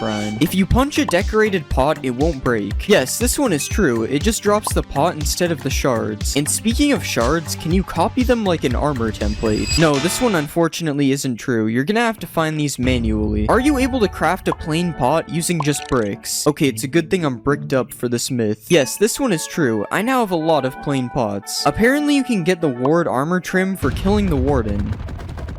Okay, this is taking way too long. I'm just using the command. No, he still drops the skulk thing, whatever it is. The new damage looks like bedrock. Yeah, this is true, unfortunately. I don't really like how this looks. Also, you can apparently change the amount of shake when you get hit. Okay, this one is also true, and this looks even weirder, honestly. It kind of looks like I'm in Spectator. Can you get apples from a cherry wood tree? Okay, so far this one isn't looking good. Yeah, I broke all the leaves on the tree and not a single apple. This one is false. Apparently, you can now edit signs. Okay, yeah, I already knew this one was true, and along with editing signs, you are also able to write on the back of them. And you can right-click them with a honeycomb, and it makes it so you can't edit them anymore. That one I actually didn't know. That's pretty interesting. Do chiseled bookshelves increase enchantment levels? Okay, so we have filled them all with books. Now let's see if it increases the levels. Nope, this one isn't true. Can you fill chiseled bookshelves using hoppers? Yes, you can do this, and apparently you can also put plants in pots using hoppers. Okay, I don't think it's true. There's a new cherry blossom villager variant. No, there isn't, which means there probably isn't a cherry blossom village either. But it would definitely be cool if they added one, because this biome is a little boring. Can you use silk touch to mine suspicious blocks? Okay, so we tried it on gravel and it didn't work, and it also doesn't work on sand. This is false. Apparently there is a new potion of luck in Minecraft. There actually is a potion of luck. When applied, +1 luck. I don't really know what that means, but hopefully it doesn't turn me into a leprechaun. Can you transport pets on a camel? So I don't really know how you would do this. I'm assuming my dog would just get on the camel, and it isn't. So this one is false. Are you able to swim on a camel? Okay, it's kind of working, but he's sinking slowly, and yeah, it kicked me off. I want to say this one is false, but it's also kind of true, because he can swim for a second, so I don't know. If you put a mob head above a note block, it will play a sound from that mob. Yeah, this one is true, and it works for every mob, including the skeleton. That was definitely real. Another thing you can apparently do is optimize your world. Yeah, this one is true, but I don't really know what it does. I think it's supposed to be for older worlds, because it didn't really seem to do anything. Can a sniffer survive a hit from the warden? Okay, so we have our sniffer and our warden. We just gotta wait for this guy to find him. He's kind of blind. Okay, the sniffer died in one hit. This one isn't true. But what about a camel? Can a camel survive a warden? We just gotta wait for this again. Oh, and it actually worked. A camel can survive one hit from the warden. Camels really are just built different. Does spawning a cow in a cherry blossom biome make it a mulip? No, it does not. Is there a secret room in the desert temple? Yes, there actually is in the back corner, and this is what it looks like. Are there new potions in Minecraft? So the potions aren't new, but all the colors are changed, and I'm honestly not a fan of this. Like, why is night vision green? Who did this? You no longer have to spam place paintings. Yeah, all the paintings are now selectable by their variant, so now it's a lot easier to get which one you want. This isn't really a thing in survival though, so you're still stuck spam placing them if that's the case. Is the bundle in Minecraft 1.20? There is still no bundle in the creative inventory, but you can still give it to yourself with a command. I wonder when they will finally add this thing. Apparently hanging signs don't break when you break their supporting block. Yeah, this one is true. How is this even possible? This is definitely an illegal building technique. Apparently armor stands now have arms. Okay, so the logic behind this one is that it has arms in a smithing table. But no, the armor stand doesn't have arms. Does landing on a sniffer egg break it? No, either the sniffer egg is really strong or I'm not heavy enough. It's probably the first one. Can you ride a baby camel? No, you can't, unfortunately. But can you put chests on a camel? You also can't do this, but you'd think a mob this strong would be able to do that. Apparently, frogs follow you if you hold slime balls. Okay, so I don't think this one is 1.20 related, and I also can't even tell if it's true. Yeah, it's probably true. He seems to be following me. There is a new way to change your GUI scale. Apparently, if you hold control and scroll at the same time, it changes your GUI scale. Okay, so nothing is happening right now, but what if we try it in the options menu? Now it's working. Yeah, this one is true, but you're already in the options menu, so it's not really that cool. Apparently, harming potions ignore armor. So that did 5.5 hearts. Now let's put armor on. Yeah, it did the same amount of damage. I guess armor is just useless. Apparently you can trap and kill the warden with powdered snow. Alright, he's trapped. And it's working, he's dying. Okay, this is kind of sad. I'm gonna help him out. Apparently you can repair an iron golem. Oh, I can't hurt this one. Sorry, bro. Wait, it actually repairs him. I almost certainly thought this one was fake. It sounds so stupid. Apparently you can sleep underwater. Let's just make it night. Wait, how does this work? Bro, I'm amphibious or something. What? You can make a 2-block jump with a bubble column. I'm going higher, but it's not 2 blocks. Oh, you have to run at it for it to work.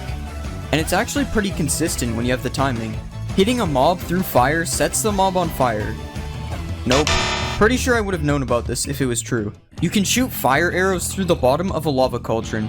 Wait, it works. You just have to angle it right. This is sick. As you know, you can block a beacon by placing a block above it, but apparently the beacon's beam can go through bedrock. Here it is with stone. As you can see, it blocks it. Now we'll try bedrock. What? I guess stone is stronger than bedrock now. That's so weird. Reinforced deep slate drops with silk touch. This is gonna take a while. I better not be getting trolled. We're almost there, and it did nothing. Nice. Apparently you can put thorns on an armor stand. So I have a full set of thorns 3 armor. Let's put it on the stand. No, I'm not taking any damage. I kinda wish this one was true though, it would be cool. Prismarine blocks change colors. Alright, time to stare at a block. It actually looks like it's changing. I think this is true. Yeah, there's actually a huge difference between the two. Striders can protect you from baby zombies. Let's get on this guy, and we'll go survival. Yeah, they can't hit me. I'm invincible. No baby zombie can ever kill me again. Apparently you can light 2 portals inside of each other. Alright, we have a weird portal. Oh, that would have been so cool. Mojang, please add this in 1.20. We need double portals. Mobs can't kill you in sugarcane. Let's put some zombies and a skeleton. Now I will set my game mode. I don't think it worked. This would be cool if it was true though. You get more experience from fortune. So I have a default pickaxe and a fortune 3 pickaxe. No fortune gave me almost 10 levels. And I got less levels with fortune. This one isn't true. Spiders can climb the world border. Not too sure about this one. Oh wait, he's doing the thing. Spider climbing the world border. Where will he go? Actually, when will he stop? This is getting dangerous. Apparently spiders also infinitely climb the world border. Apparently you can ignite TNT with a fishing rod. Now we just fish through the lava. Yeah, it works. I guess there is a reason to fish in lava now. Apparently you can also pull TNT towards you with a fishing rod. Yeah, it works. I have no idea why this would be useful, but it's cool. You can put a boat in a minecart. Wait, what? Why does that work? I'm pressing W and going backwards. This is so weird. Wait, what if I put a boat in a minecart in a minecart? Oh, it doesn't work. Apparently you can dodge sonic boom. Nope. Still no. Oh, you can. It's just hard because you have to do it really fast. Undead mobs don't burn underneath cobwebs. So I trapped a zombie and a skeleton in a hole. Let's set it to day. Wait, they're actually not burning. And as you can see, these guys are burning. This one is somehow true. This doesn't even make sense. Apparently ghasts can't see you behind cobwebs. I'm trapping myself in cobwebs. I don't think it worked, guys. Oh, not the underwater bed. Apparently rain kills snow golems. Flash weather rain. Wow, I've never seen something die so fast. Yeah, this one's true. You can kill the ender dragon with snowballs. I can't tell if I'm missing or if it doesn't work. Yeah, I don't think it's working. It's weird though because they aren't even hitting the dragon. Coal blocks last longer than 9 coal in a furnace. Time for some waiting.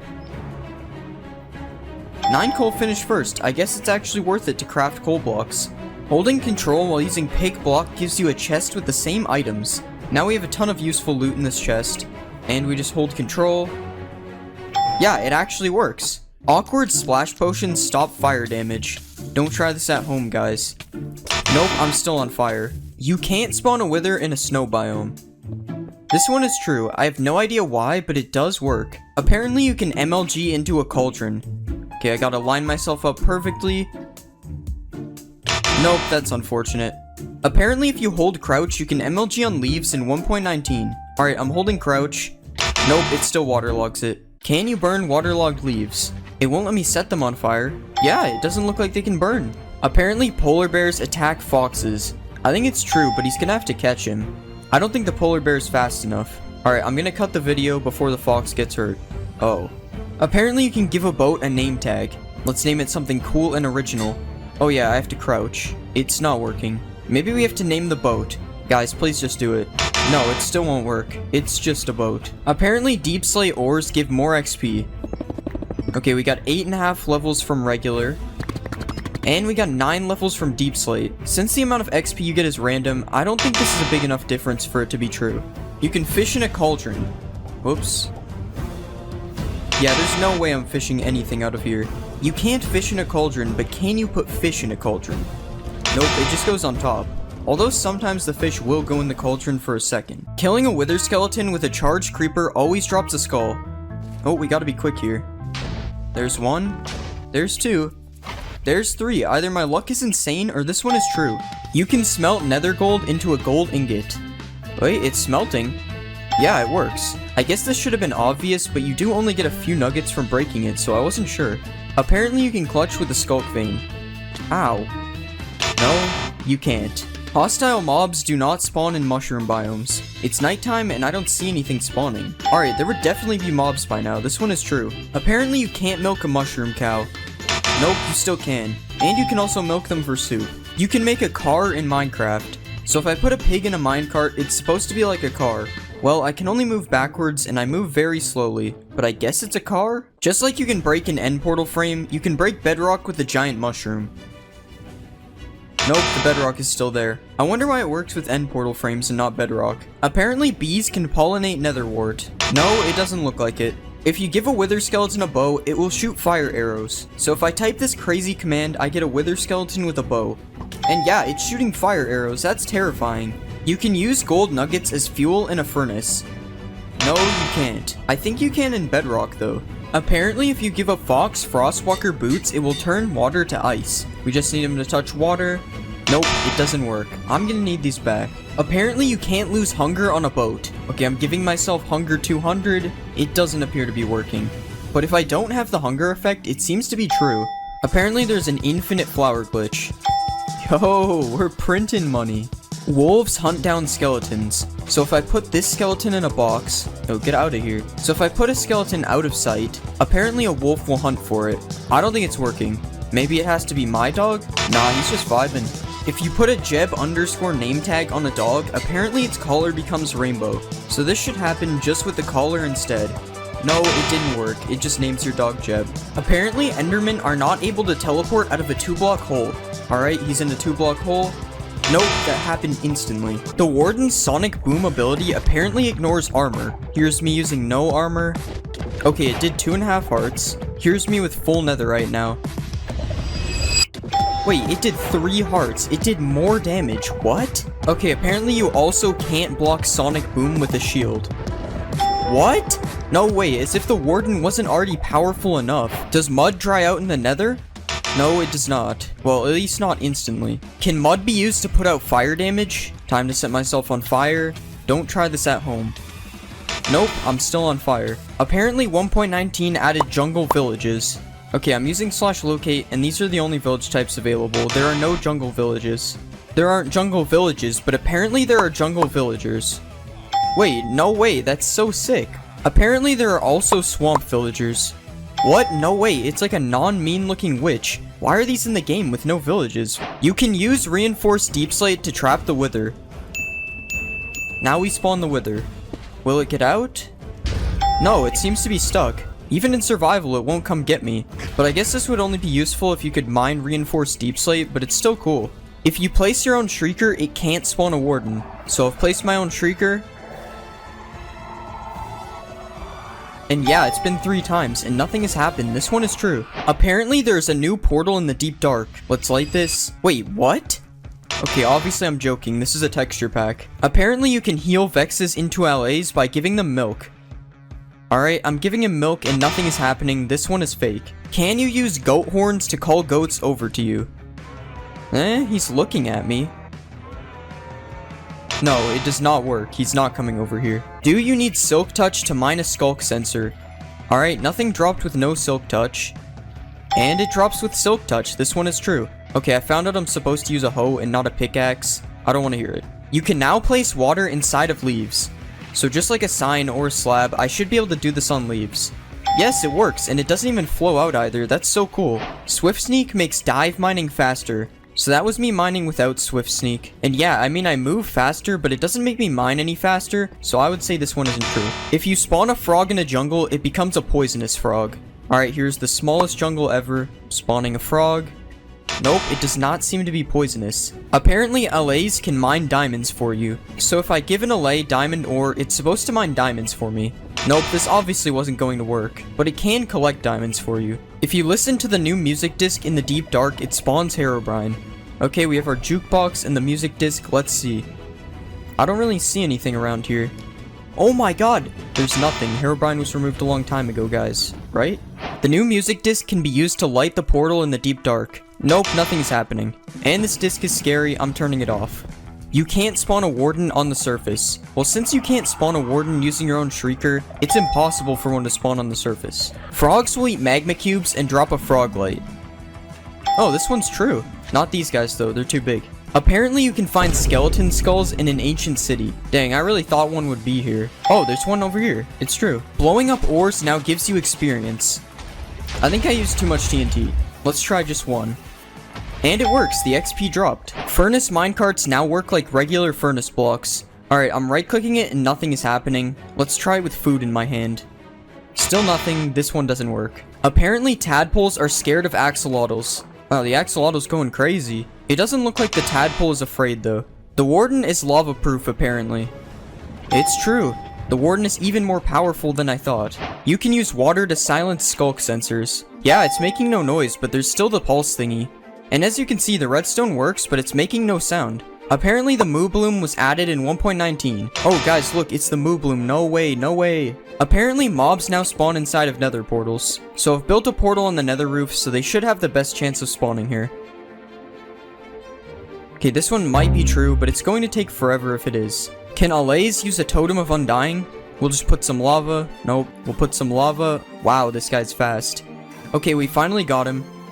And it worked. He used the totem to survive. That's crazy. You can place structures with the command in 1.19. Alright, /structure doesn't work. Okay, it's /place structure. And yeah, you can place any structure just like this. Just like this. Now you can beat the game in super flat. There are new secret paintings in 1.19. So you just do this command, and this should be a new painting. Yeah, it works. There are also 3 other new paintings you can get with this command. Apparently you sink in mud just like powdered snow. I don't appear to be sinking. It does lower you by like 0.1 of a block though. Using Riptide on a trident while riding a boat makes you go faster. Alright, let's get in a boat. Nope, I can't even use a trident in a boat. It doesn't even let me right click. The fletching table can now be used to make tipped arrows. Alright, I'm right clicking on it and nothing is happening. Let's try it in survival. Still nothing. Even with an arrow, it still doesn't work. This one isn't true. Apparently tropical fish spawn in mangrove swamps. I'm kind of lost in here. This biome is so cool. Oh wait, those are tropical fish, right? Yep, so it's true. Minecraft now apparently has directional audio. So you go to music and sounds, and yeah, there's directional audio. And as you can see, it works. Well, as you can hear, it works. Also, I'm not sure if you can hear it properly on the video, but I am confirming it works. Can you distract the warden with XP bottles? He does seem to be distracted by them, but it doesn't seem to work in survival. You can name locations with a banner. So you just name the banner, and then you right click with a map. That didn't work. Oh, so it has to be an existing map. Yeah, that's really cool actually. Apparently you can put a chest in a boat now. So if I right click this boat, nothing happens, but you can craft it. Now I have a chest on my boat, that's sick. You can find diamond armor in the ancient city. Nope. Nothing. There's iron armor. Still nothing. There it is, diamond leggings. Curse of binding, but it's still diamond. Oh, hello warden. Apparently you can spawn fireflies with a command. I'm using /summon and there are no fireflies. There's a game rule to disable the warden. There actually is a command for it. And as you can see, no warden spawns. This is really cool. Well, if you're a baby. I mean, I would probably use it though. Apparently baby pandas can sneeze out a slime ball. We've got 1 million pandas here. I'm hearing them sneeze, but no slime balls. Okay, so apparently I have to spawn lazy pandas? Yeah, I've been waiting for a while and there are still no slime balls, so I don't know. You can use a book to spawn infinite dimensions. So all I have to do is throw the book in here. Nope, we're still in the nether. Okay, so this was actually from an April Fool's snapshot. I'm stupid. There's a secret redstone room under the ancient city. There is one. Okay, I already knew this, but maybe some people didn't, so here you go. Perfect place to get random redstone stuff. Apparently vines and glow lichen can be placed on soul sand, and it looks like you can. I have no idea why you couldn't do this before 1.19. Apparently walking on wool makes the skulk sensor not hear you. Yes, so this is one of the main features of the skulk sensor, and as you can see it is true. Apparently there are alligators in 1.19. Of course there are alligators in 1.19, that's one of the main features. Apparently mangrove trees don't have saplings. Mangrove trees do not have saplings. You have to use these weird propagale things to grow them instead. Apparently the bundle has been added to 1.19, so there is no bundle in the creative menu, but I can give it to myself, but since there is still no way to obtain it, I would say this is false. Apparently minecarts with an attached block now stay together when you break them. Oh, it's actually true. I'm pretty sure this never used to exist, that's cool. Apparently you can use cheats in survival without enabling them. So as you saw, I made a world with cheats off. Yeah, it does nothing. I don't know why this would work. Apparently there's an advancement for killing a mob near a skulk catalyst. Let's just kill this guy quickly. Yeah, it spreads as the advancement. Apparently there's also an advancement for having every frog light in your inventory. Yep, there's also an advancement for that. These are the scariest Minecraft seeds of all time. Starting with seed 21166. Players have reported being attacked by a living tree while traveling the forest playing on this seed. So let's check if this one's true. Okay, I'm not seeing anything unusual in this world, but the tree is meant to... Oh wait, what is this? I'm pretty sure this is just a buried shipwreck, but let's just check it out to make sure. Okay, or maybe it's not a shipwreck. I can't seem to find the ship anywhere. Yeah, that is weird. Where did the logs go? There was just logs there a second ago, I'm sure of it. You guys literally saw it. I'm not crazy. If there is a living tree, it's probably in the forest over here. Okay, you can't tell me you guys didn't see that. I swear the water was just turning red for a second. Okay, we're going into creative. I'm a little scared now, not gonna lie. Wow, there's a village over here. Maybe we should check that out. This village seems perfectly normal, other than the portal going through this house right here. Yeah, I'm sure that this is a coincidence, especially this one block up here. Look at this guy, he's trapped in the house. Alright, let me help you out, buddy. Wait, what? Where did he go? Also, why is there a bunch of tree blocks in here? Did a tree spawn in the middle of this house? Or do you guys think the living tree put this stuff here? Okay, that noise might have been him telling me that I was right. Yeah, we're getting out of here. Okay guys, that water was definitely red. Like, you guys can't tell me you didn't see the red water there. Well, at least he can drink the red water instead of drinking me, I guess. But yeah guys, in the original story, it said that the tree lives inside of the forest. So enough is enough, we're checking out the forest. If there is anything weird in this forest, it's gonna be really hard to see because of all the trees around here. So you guys need to keep a lookout for anything strange in case I don't see it. Hold on, do you guys hear that? It sounded like someone was breaking wood, and it definitely wasn't me. I mean, this is what it sounds like when I break wood. And is that redstone in the walls? Okay, I'm 99% sure redstone cannot spawn here. Something is up.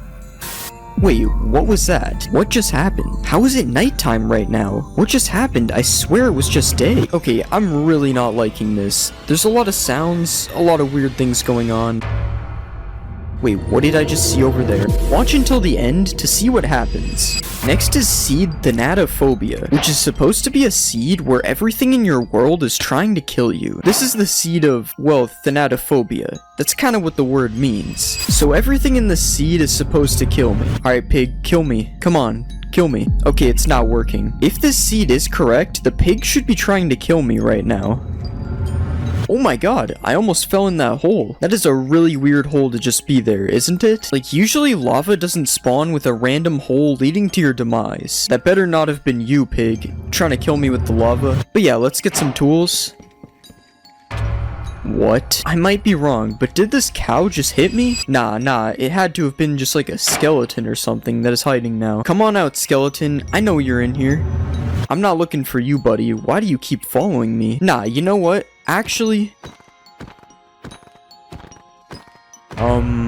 why does the cow have infinite health? I'm telling you, something is weird with this world. The cows are invincible and following me, pigs trying to kill me, something is up. But we still have no proof. I mean, these could all be coincidences, right? So I think we need to find something that is a little bit more likely to kill me than a pig or a cow. We need a sheep, but not just any sheep. A red sheep, because a red sheep is way more likely to try to kill me than any other kind of sheep. So we'll get a flower from over here, and we should be able to craft this thing into some red dye. Come here, sheep. Boom, and now you're red. Kill me, sheep. You can do it. Or maybe not. For a seed where everything is supposed to kill me, nothing is really killing me. Whoa, what was that? Okay, not really sure where a dripstone would have come from. Maybe the sky is trying to kill me. Yeah, that is so weird. There's literally nothing up there, and it just dropped from the sky. I don't know, guys. The red sheep didn't work. The cow and the pig didn't work. I might have to say this one is busted. But wait, what is that over there? How did I not see this before? Was this even here before? Okay, now this is weird. I've seen villages before, but never have I just seen a single village house in the middle of nowhere like this. Yeah, this is so strange. Is anyone even in the house? Hello? Anyone in there?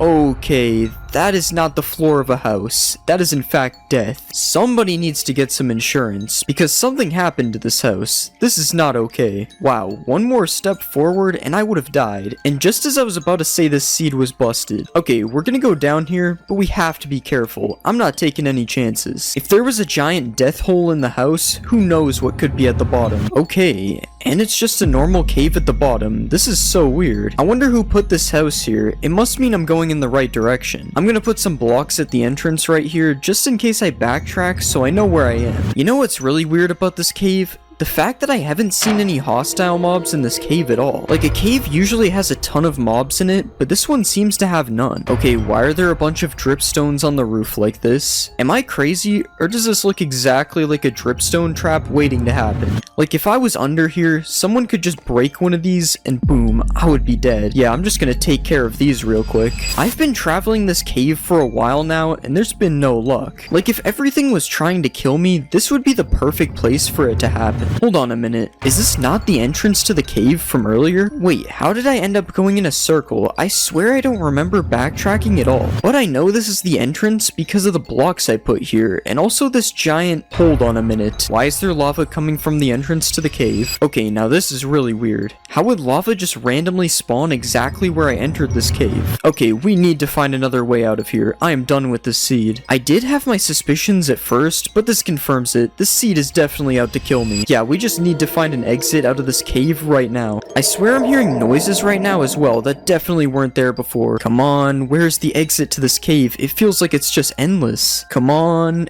exit please. Hold on, what is that? Why is there a villager, and why is he naked? Hello, random villager. What's going on, man? Surely you know a way out of here, right? Like, you're gonna help me, right? Why is he just staring at me menacingly?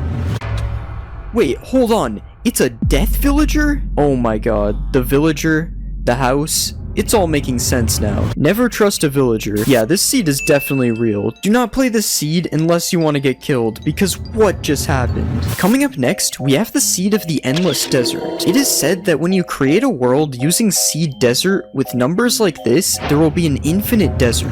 Yeah, this is not a desert. We spawned in a plains. I guess this is myth busted then. But wait, there's also a chest right here though. Did I turn on starter chests? Why would I turn on starter chest? There's no way I did that. And yeah, we got some starter stuff. Wait, is that a saddle? Okay, I'm 90% sure you can't get a saddle from a starter chest. And I don't think I even turned on starter chests to begin with. This is so weird. Whatever, I guess we keep exploring this plains. Maybe it will turn into a desert. Let's pretend that the grass is dead bushes right now, and I'm breaking dead bushes.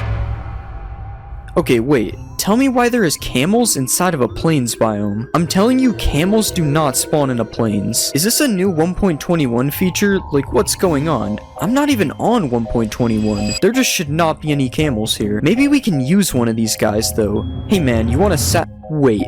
Where did they go? I'm telling you guys, there was literally just 3 camels right here. How did they disappear? Like, 1 disappearing? That would make sense. 2 of them? Now that's a little weird, but 3 disappearing? Something has to be up with this seed. Well, I guess we just keep exploring then. Weird things are happening on the seed, but none of them seem to be desert related at all. It could be possible that we just haven't found the endless desert yet. Maybe it's like a backrooms type of thing. You have to fall into it. But yeah, there's nothing else really weird going on as of right now. Like, let me know if you guys see anything weird. I feel like if the seed is supposed to be cursed, we should be seeing it. Is that a desert well? Okay, yeah, apparently there's a desert well in the middle of this plains. First we had camels, and now we have a well. But this well isn't telling us how to get to the infinite desert. Oh well, you guys get it? Maybe we throw a piece of gold into the well, kinda like how people throw coins into fountains. We gotta go into creative for this. Come on, gold, bring us to the infinite desert. Okay, it just did nothing. That is lame. Maybe we could try diamonds? Diamonds is the best offering I have. Now show us the desert.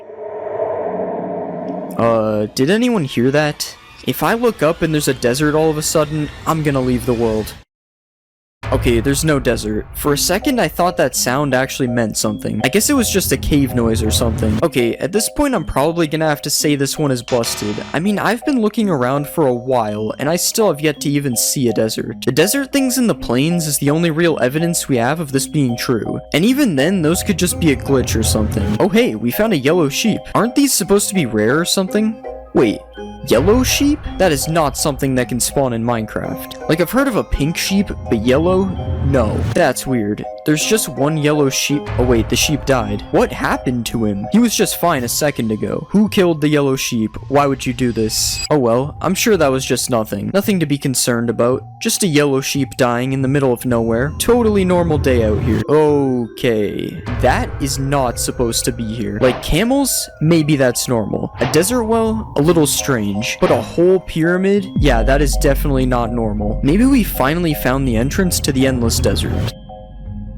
Okay, why is there more yellow sheep inside of this pyramid? What is with these yellow sheep? Let's check for anything weird on the top before we go down into the bottom. I know there's a secret room in here that was added in 1.20, so we can check that out. Okay, nothing really weird so far. Yeah, nothing is really weird with this room. It seems perfectly normal. What about on the sides here? Oh wait, why is this blocked off? Usually there's an entrance here, so what's behind this? Oh, there's a bunch of diamond blocks. I wouldn't exactly call this scary. This is more like exactly what I would be looking for if I started a new world. Like, yeah, just give me these free diamonds. Thanks, Desert Temple. And there's also more blocks on this side of the temple, but this time they are gold. Well, this is more of a secret room seed than a scary seed, I guess, but we still do have one more place to check. The bottom of the temple. Now, usually there's a TNT trap down here with some chests, but after seeing those 2 rooms, who knows what will be down here. Yeah, it just looks the same as usual. We got 4 chests with normal loot and the pressure plate. Do I dare step on the pressure plate? Guys, what do you think? Is it a good or a bad idea to step on this pressure plate? Alright, whatever. Let's just do it. Let's blow up the cursed desert temple. Okay, it just blew up like normal, guys. So I guess this seed is busted. Nothing weird is going on here. Wait, I was not in a desert before. I would definitely remember if I found a desert before this, because I was literally looking for one forever. Also, why am I no longer in creative, and why am I no longer able to sprint? Luckily, I can just fix that by running the command again. Endless desert thought it could get to me. But yeah, this definitely looks like an endless desert, and the person who found this seed also reported finding some kind of glitched camel. I don't know if that was the camels from before, or if it was something different, but we are not sticking around to find out. I was able to make it to the endless desert. That is enough for me to believe this one is true. I mean, if there was glitched camels, we would definitely be seeing them by now while flying around here. But no, it's just all desert, which is honestly quite creepy. I can see why this seed would be scary. What happened in the forest earlier? I'm telling you, I just saw something unusual in the trees over there. This is so bad. This forest really has me feeling like I'm hallucinating now. I'm sure there was nothing there. It was probably just a zombie or something, considering that it's nighttime. What's up with this tree right here? I swear this is not normal. Can trees fall down in Minecraft, or is this man-made? This kind of reminds me of the shipwreck thing from earlier, which just randomly disappeared. Okay, that is not possible. More random logs on the ground, and then they just disappeared again. What is going on in this world? And no way. Okay, I'm telling you, I definitely saw something this time. There is no way. Something is definitely in this forest. Okay, maybe if we go back and then come back again. Okay, that sound was terrifying. Yeah, if there is something in this forest, we don't want to find out. I'm getting out of here. Come on, let's find an exit to this forest. Why is it so hard to find an exit to everything in these seeds? There's just trees everywhere. Does this ever end? Maybe this is the seed of the endless forest. This is terrifying. I do not want to... Wait, is something following me? What is this noise? It sounds like something is definitely following me. I am not turning around for this. Whatever's making this sound, I don't even want to know. Oh no, I think we might be hitting a dead end. Oh, never mind. We can just go up here. Was this sound just this pig? No way that the pig was making those sounds. It sounded so much different than pig sounds. Alright, I don't know. Everyone was hyping up this living tree, and the whole time it was really just fake. The seed is busted, guys. There is no living tree in the forest. Just some scary pigs and some misplaced